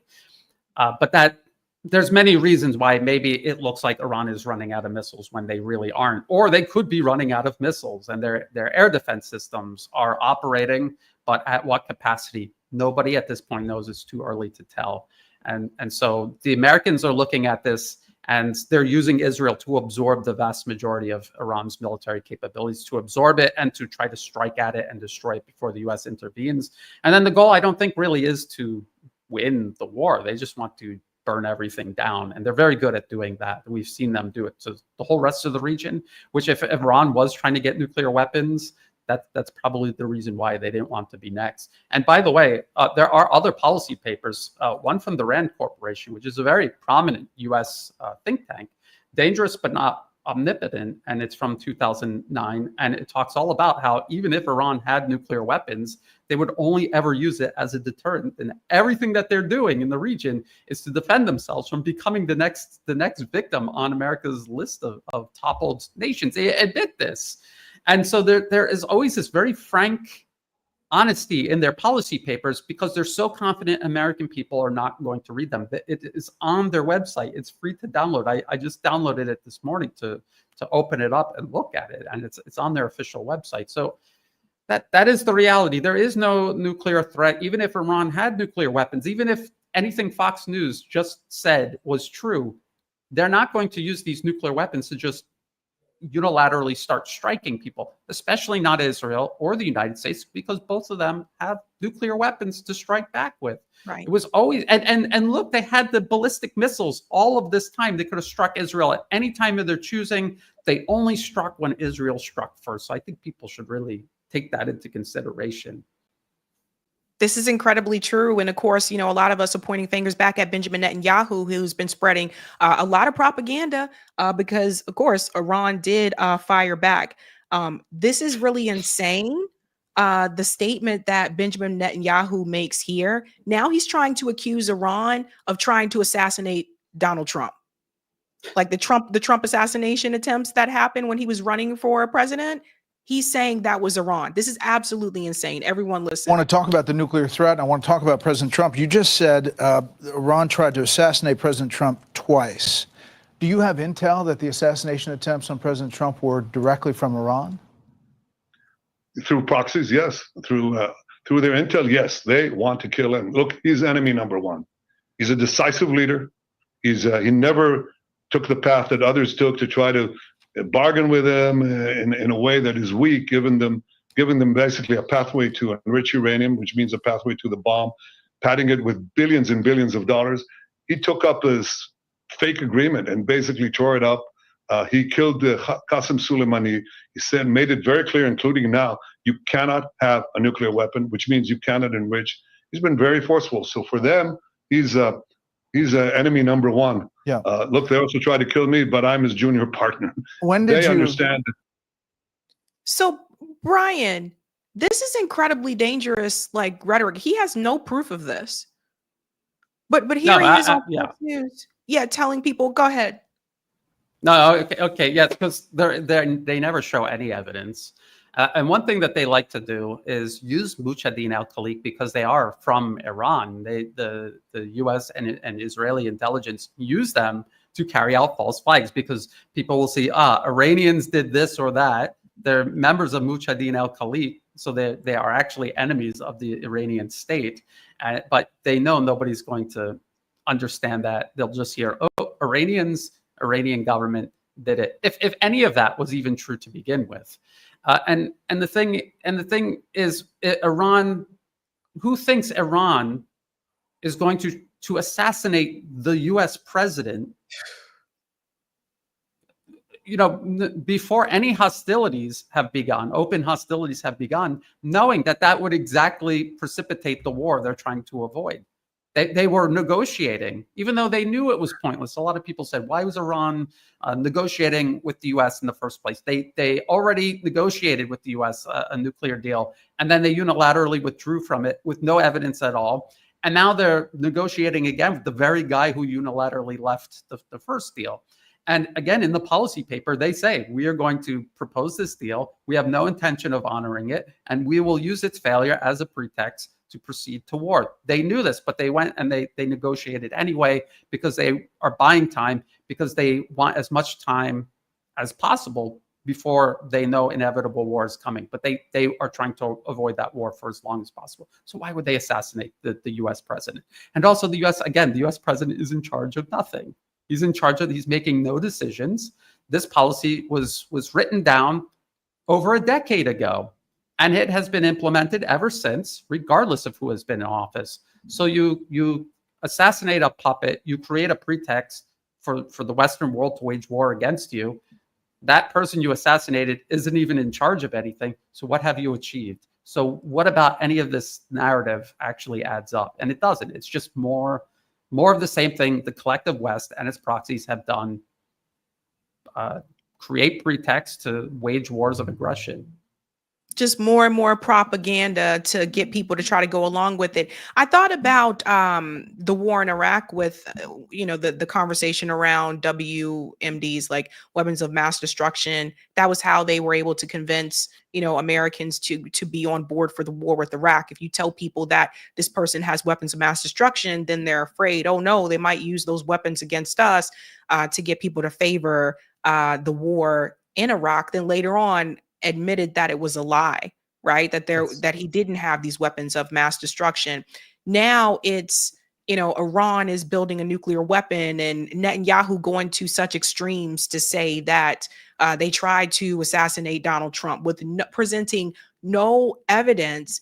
And I just feel like again, I get it. People are paid propagandists in Western media, but to sit there and have him say that and not present any evidence, I don't understand how people can continue to watch like corporate media and not see something wrong with that. Like that's very concerning, that the pushback isn't, well, you don't have evidence for that, so we're not going to. But they're spreading the propaganda too. The idea is to get everybody to be on board with this war with Iran, not realizing like the Iraq war wasn't that long ago. Yes. Well, but it goes back to the mental condition of many, not all, but many Americans, the mental condition of believing they are inherently superior to everyone else on earth. There is a racial component to this. So they already are predisposed to not like Iran, not want to see any of this from Iran's point of view. And then when they hear this, all it does is justify their bias, their prejudice, their racism. And so they willingly accept this nonsense. It is utter nonsense. How does a mature, grown adult listen to a claim like this and, like you say, immediately ask, what is the evidence? And then the next question, why would they even want to do this in the first place? It doesn't make any sense at all. But they want to justify the irrational mindset that they have been programmed with since birth. I mean, I grew up in the U.S. I was brainwashed. I joined the military. That's how brainwashed I was. But that is the reality. They are brainwashed, and that is how this propaganda works. It plays on this programming, and it's unfortunately doesn't take much to push everything downhill to get it going. For them, it's a downhill fight to convince them we have to go to war with Iran or China. Russia is a little more complicated because Russians look like white people. So even though most racist, like the much more racist people actually running the collective West see Slavs as subhuman as well. So they're very hard people to please. But the average American, they don't really understand that. But that's the unfortunate part of this. It is a downhill battle for them. Do you think that Iran at this point should not try to have negotiations with the United States moving forward. I saw a report that Steve Witkoff is trying to have this conversation again. I don't even know if I believe that report. They've been saying a lot of things. But do you think they're pursuing the right path by trying to have that discussion with the U.S. again? Just like before, they knew negotiations were never done in good faith, but they have to continuously come to the negotiation table. It doesn't cost them anything when you really think about it. They're not giving anything up. They didn't give anything up to this point. The same goes for Russia. The same goes for China, even though the trade negotiations, China may force the U.S. to come to them rather than go to the U.S. But they have to. It's just something they have to do. They have to keep that possibility open. If there was any conceivable way to end this, they would try to. And again, it doesn't hurt. And I just want to remind people, even the U.S. war on Vietnam, the U.S. was clearly losing. The Vietnamese were clearly winning. They were going to win decisively. And yet they continued to go to the negotiation table. We have to remind ourselves that we're trying to build a completely different system to what exists currently. We do not want to just replace that system with the same system, but with just different people running it and benefiting from it. So I think this desire to negotiate, this desire to not stoop down to their level, and I want to remind people watching missiles bombard Israel, just remember how nauseating it was listening to Israelis cheer as Israeli bombs rained on the heads of Palestinians in Gaza. Don't be like that. Iran has the right to defend itself, and this is something they have to do. And I'm not saying they shouldn't, but you shouldn't take joy. You shouldn't stoop to their level and lose your humanity in the process of doing this. That's a good point, Brian, because I think, there has been that question has come up. People are like, no, you shouldn't, celebrate it or whatever. And it can be easy to do so, I think, because of what we saw happen in Gaza for so long. Yes. But yeah, that's a really good point to bring up. Well, another question I have in particular, I'm just trying to figure out where this all will head, because here's my fear. Let's say, okay, Iran goes back to the negotiating table and they come to some agreement with Steve Witkoff, right? What's stopping Israel from bombing Iran again anyway? Well, exactly. The U.S. is not negotiating in good faith. So the U.S. is not going to here's the thing. If the U.S. did not want Israel to attack, all they have to do is pull the plug on the billions and billions of dollars of money and funding. Literally every aspect of their military is comprised of everything. All of the missile defense systems they're using to shoot down Iranian missiles, that was all paid for and developed by the U.S. This is not some great achievement by brave little Israel. This was the U.S. building a forward operating base in the Middle East with an Israeli flag stuck into it, so they have plausible deniability for all the horrible things it's been doing to its neighbors. So it's not as if the U.S. is going to negotiate and come to a deal with Iran, and then Israel's just going to attack Iran anyway. But they'll do that to make it look like, oh, we tried diplomacy. We have no control over Israel. And the Iranians, we made a deal with the Iranians and the Iranians broke it. President Trump has done that to Russia and China now. And they already have done it to Iran. So, of course, they're going to do it again and again. But Iran just has to keep that door open. They have to participate in it. It's something they have to do to convince the world they tried diplomacy also. They tried every option available before it resorted to wider war. And they did everything they were supposed to do and leave all of this on the U.S. and its Israeli proxies where responsibility belongs. There have also been reports coming out of Israel that Benjamin Netanyahu has been telling people they can't leave. Have you seen like those reports? Like he's telling Israelis they can't leave. I've heard a lot of reports. People have to be very careful about these reports. It could be true. Maybe it's not. We have to really try to verify it. And if it is true, eventually it will come out and it will be verified. It's just like Ukrainians being pressed into conscription and gangs going around and literally clubbing people over the head and dragging them to the battlefield. Eventually, the Western media had to admit it because it was happening on such a large scale. And if the Israelis are doing this, it will come to light and we will know about it.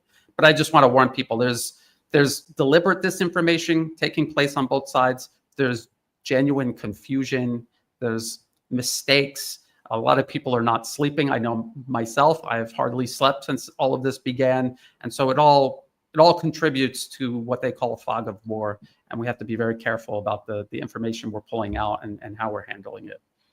Thank you so much for saying that, because some of the accounts on X are notorious for this, by the way. Like, they'll say breaking news and they'll have like this, you know what I'm talking about? They'll have like this headline, but they don't give a source. Exactly. And some of these are claims that you absolutely have to provide a source, or what are you doing? But it's a warning sign of who to avoid if you're looking for reliable information. Yeah, and I just want to bring everybody back to this, because I'm sorry, this video will never age for me. In my mind, I find that it will always be relevant. This is General Wesley Clark. I don't know if everybody saw this video, Brian. I'm sure you have. Yes. But he gave this warning on Democracy Now! So this is like, I think this is like maybe 2007. That's Amy Goodman right there from Democracy Now! And I just want to remind everybody what General Clark said about the 7 countries. So I want to play this here. He said, I just got this down from upstairs, meaning the Secretary of Defense's office today, and he said, this is a memo that describes how we're going to take out 7 countries in 5 years, starting with Iraq and then Syria, Lebanon, Libya, Somalia, Sudan, and finishing off Iran. If you were Iran, you'd probably believe that you were mostly already at war with the United States anyway, since we've asserted that their government needs regime change. So, and we've asked Congress to appropriate $75 million to do it, and we are supporting terrorist groups, apparently, who are infiltrating and blowing up things inside Iran. And if we're not doing it, let's put it this way, we're probably cognizant of it and encouraging it. So it's not surprising that we're moving to a point of confrontation and crisis with Iran. He said, I just got this down. So this point here, this is important for people to understand. General Clark, I don't know if General Clark's still alive today or not, but he made it very clear that this was already decided. To Brian's point, like when he says you can't vote your way out, it was already decided that Iran was going to be one of those countries. And you can already see some of the other countries that were mentioned, the US already intervened there.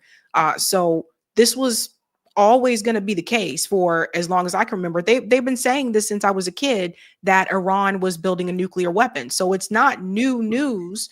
The media may make it. The media has a tendency to make it seem like it's new, but it's not. They've been repeating the same thing over and over. What's your take there about what General Clark tried to warn people about? Who is running this ship? Because it's not the president's. It's definitely not the president's. And one point I want to point out is they're obviously very far behind schedule. I mean, that is very obvious. And this is part of the problem. And this is why it's so dangerous, because there is a high degree of desperation involved in all of this. They see China's rise, they see Russia's reemergence, and they know they're running out of time. And the longer multipolarism thrives, the less likely it is the US will be able to reassert primacy over the planet, which is their ultimate goal. A lot of people trying to look at the conflict with Iran as the US doing the dirty work for Israel, even though the US clearly had Israel take responsibility and the brunt of retaliation. If it was the other way around, it would have been the US that would have done that. But yes, that has always been the plan. And the interests behind this are the same interests that have been driving empire forever. And today in the modern world, it is industry and financial institutions. The largest corporations in the collective West get all of their money together and they fund a huge network of policy think tanks. The Brookings Institution, the Rand Corporation, the Council on Foreign Relations, there's a huge number of them. And this is to create consensus, because there's a lot of people involved in these corporations, board of directors, shareholders. So they use the think tanks as a forum to create consensus. The policy papers reflect that consensus. A team of lawyers takes that policy paper, turns it into a bill or policy for Washington, and then it goes to Washington with teams of lobbyists who get people on both sides of the aisle to sign off on it, which is why no matter who you vote for, you're going to get that policy paper, because the same corporations funding these policy think tanks, writing these papers, are the same corporations that fund the campaigns of every candidate running for office, including Donald Trump and Kamala Harris. It's in some cases, it was literally the same corporation funding both candidates. And then President Trump, after winning the election, he was surrounded by these billionaires and representatives of these huge corporations, these corporate monopolies. That is the deep state. So he didn't fight the deep state. He works for the deep state. He was put into power by the deep state. So that is actually how it works. That is why nothing changes. These corporations have a monopoly. The West has monopolized power over the planet for generations, and they want to maintain it, and that is what they're fighting for. And this is what we're all fighting to displace and replace with a fairer system. This is why I constantly say, guys, we have to build dual power, because Yes. this is the thing. Like, elections happen. You can participate or not participate, whatever you choose is best for you. But at the end of the day, if we're not building dual power systems on the ground, locally and within our communities, they'll just continue to run over us, regardless of if it's a Democrat or Republican. That's just the reality, the way that I see it. However, people are not so stupid, Brian, because this poll came out today from Mediaite. Whopping majority of Americans oppose U.S. military involvement in conflict between Israel and Iran. And the percentage here, I was actually really surprised by the percentage amount here. According to the results, just 16% back U.S. involvement, while 60% say the U.S. should not be involved. Another 24% said they are unsure. So there's some hope there, Brian. I am so happy to see that right at the beginning, and not like it's been a year and people are like, okay, no, yeah, I'm starting to change my opinion about this war. Right from the jump, 60% say they do not want America to participate in this war. How do you feel about that? Are you surprised, or? It's hard to say. I think there has been a lot of progress in waking people up, and I think the alternative media has played a big role in that. And obviously, it has been effective, because all of us, we've all been victims. We've been targeted by the establishment because they are worried about the effect we may be having in waking people up. And speaking of dual power, people have to understand. You can't just go out and protest. You can't just go out and vote. Not to say that you shouldn't do these things, but you have to have a real plan, and you have to have a real alternative. Multipolarism is not Russia, China, Iran, all of these other BRICS nations just protesting the US and telling them to stop. No, they have created an entirely separate system that does not depend on the US and cannot be controlled by the US. And this is what they are using to maintain peace, stability, and prosperity in their respective societies. They have created alternatives to the monopolies that have controlled Western civilization for generations. And this is why the US is targeting companies like Huawei, because it is a direct threat to their established telecom monopolies, Chinese car companies, energy companies, alternative banking systems. This is why the US is attacking all of these things, because that is the solution. And so when you talk about people in their communities locally doing a very similar process, creating alternatives to all of these systems, these companies, these businesses controlled by these special interests, that is your own way to participate in this process of emerging multipolarism. Multipolarism isn't just for BRICS, it's for everybody, including Americans. They can participate and invest in it and join it. They can do that, and they don't have to leave the United States to do it. It's not going to happen overnight, and people might say, well, so what if I boycott PepsiCo and I don't eat Lay's potato chips or buy an Apple computer or phone? So what? It's just me. But that is how they have accumulated power. Individuals all together, every day, every year, paying into their monopolies. That is how they've got this power. And by us withholding that and directing it elsewhere, that is how we systematically dismantle those monopolies. So it's very important for people to understand that and see it in the long term. It's not a Hollywood movie. We're not going to have instant gratification. The problem wasn't created overnight. We're not going to solve it overnight.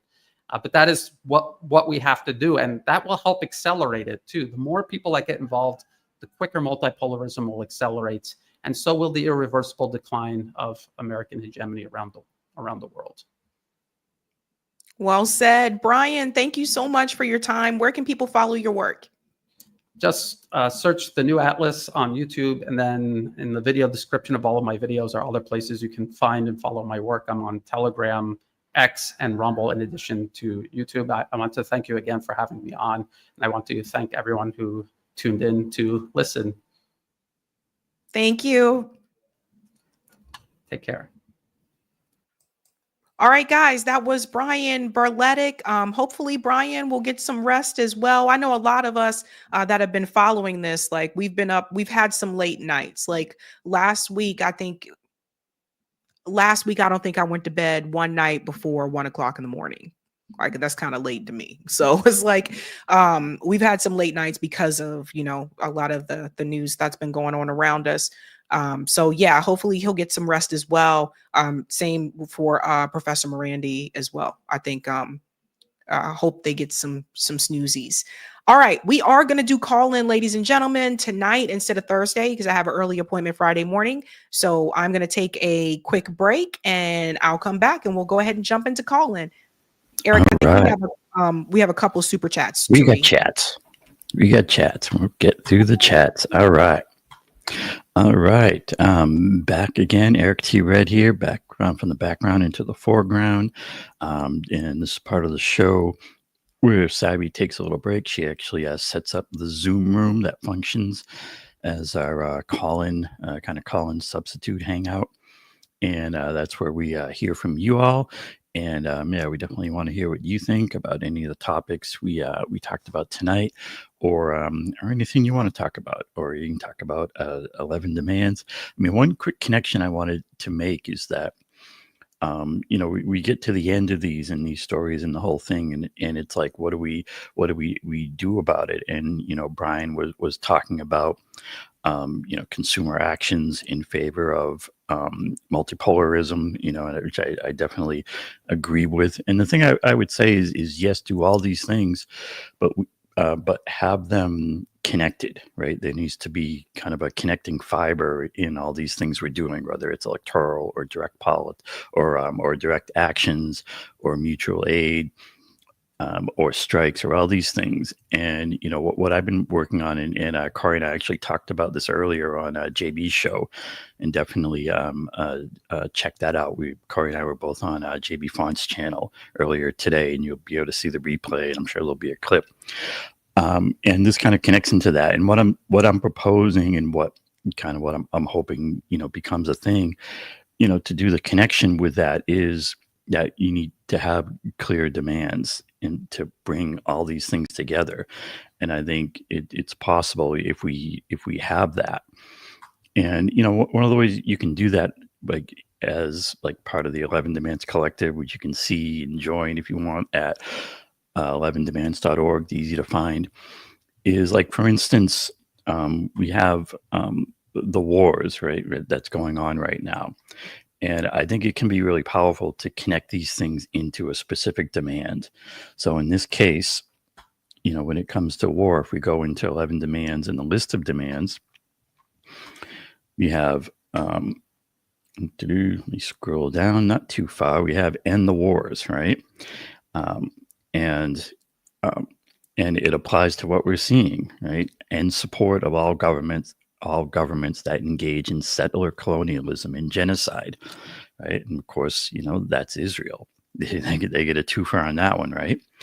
And this is, a real actionable type of thing that we can connect into what's happening currently, and, through the whole list all connects into this stuff, like cut the military budget, disband NATO, reform the imperialist policies, demands just an outright ending of the sales of military weapons by U.S. companies. Imagine doing that. Replace military jobs with green jobs. Repeal the Patriot Act, prohibit spying on Americans. So the concept here is that we need to be clear about demanding these things, and the key challenge is, and like I said this on JB show, the key challenge is to get literally millions of people together in the streets, making these demands and saying, we're not voting for anybody. We're going to shut shit down, and we're not going to stop until these demands are significantly met. And I think if we can get enough people on that page, we could do something real. Anyways, that's tonight's 11 demand spiel. Let's look at what we got for some super chats. We got a good few built up. By the way, it's a pretty hot show tonight. We had like 3,500 listening on YouTube at one point, watching on YouTube at one point. So good to see a big audience out there. I think current events have got people interested. Thanks for the super chat. Ace Play, who says, I was quoting, I noticed this one, quoting the song, the old folk song, where have all the young men gone to graveyards? Everyone, when will they learn? When will they ever learn? I get you, Ace Play. Thanks for that one. And thanks for this one, Wanda. Zionists killed non-Zionist Jews. Zionists are not Jews or Semitic. Real MAGA was done when Trump told Bibi to kill Palestinians. FR. Thanks for that one. And thanks, Chris Scott, who says, Jesse, question Umar, do you love white people? Do you love the great white hope? Do a chicken have lips? Okay. And thanks for this one, Mrs. Ritchie. On X, Tucker Carlson just posted a teaser of a new interview where he rips Tel Aviv, Ted Cruz, a new a-hole over Iran. All right. That'll be something to look at. Thank you, Marlon Wells, who says, the edit bot won't let me call out ... who start a war and fly away when the retaliation comes.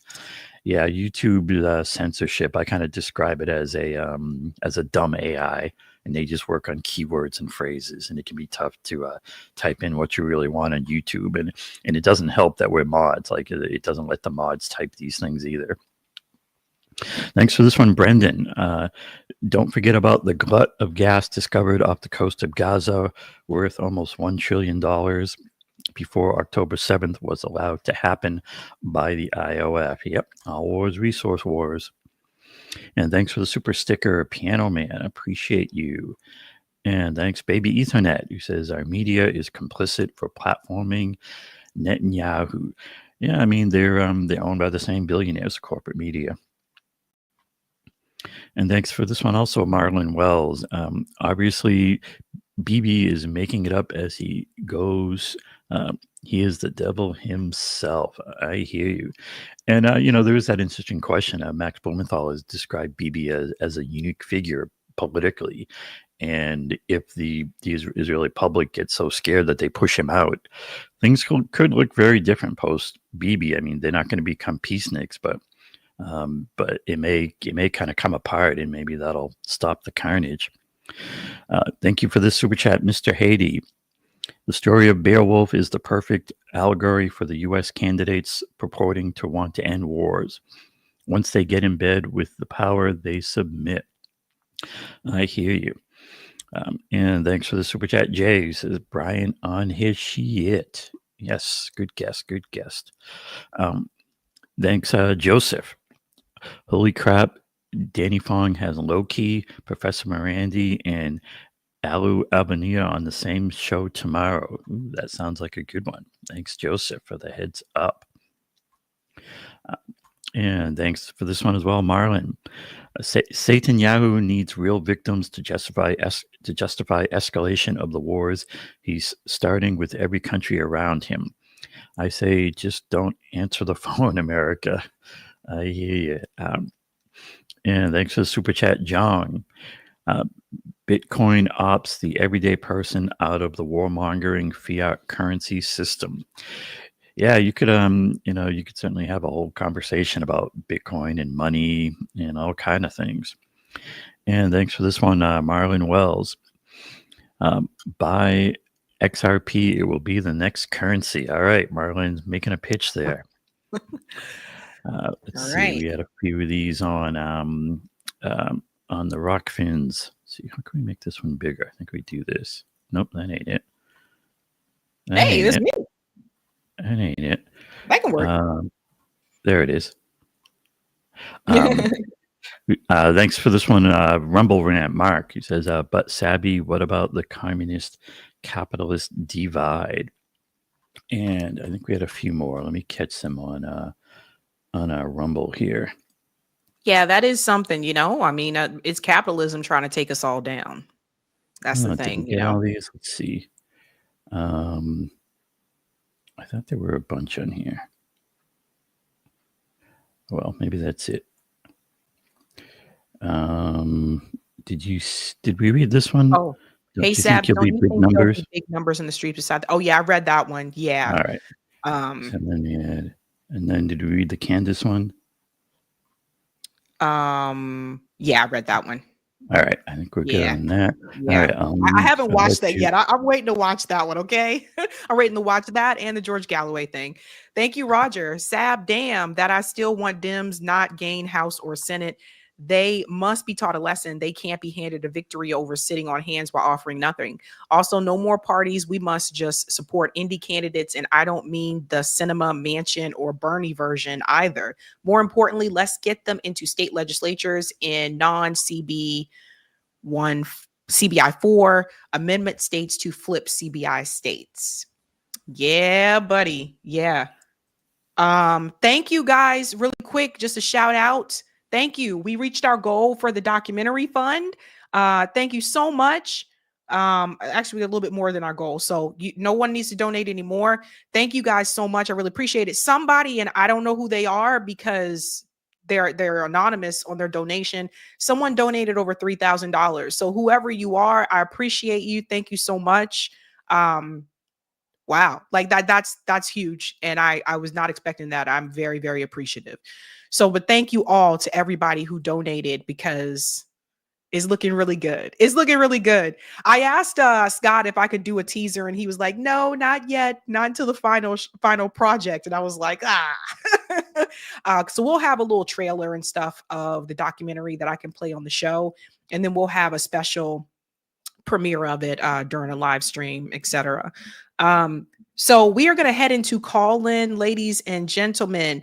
The link for call in is pinned at the very top there of the live chat. And I'm going to go ahead and open it while I'm on the show to make sure people get into it because you know how it is, technology and all. We're waiting. All right. So that Zoom now we gotta room wait for is Zoom. Now open. Now, if you want to speak, if you're new, oldies but goodies know this. You go to the bottom of the screen here where it says raise hand. You click on that and lets me know that you want to talk. We just ask everybody to mute when they join. And once Eric gets in, I'll go ahead and make Eric a co-host. Should be in there. All right. Okay, let's find Eric. Let's see. I can't find you. Got my hand raised. Oh, you're at the top then. Oh, okay. Let me go ahead and make you a co-host. All right. Very cool. I will see all you in there. Okay, guys. And if you come in a little bit later in the stream, you can still join the conversation. If you go to sabbysabs2.com, you'll find that link to join the Zoom, and I will see you guys there. All right, guys. Thursday night, Scott Ritter will be back here. We got a lot to discuss as well as news stories. A lot of things are breaking. It has been a wild, I think, 2 weeks for news. So I will see you Thursday at 8 p.m. Eastern time. Have a good night. Keep up the fight.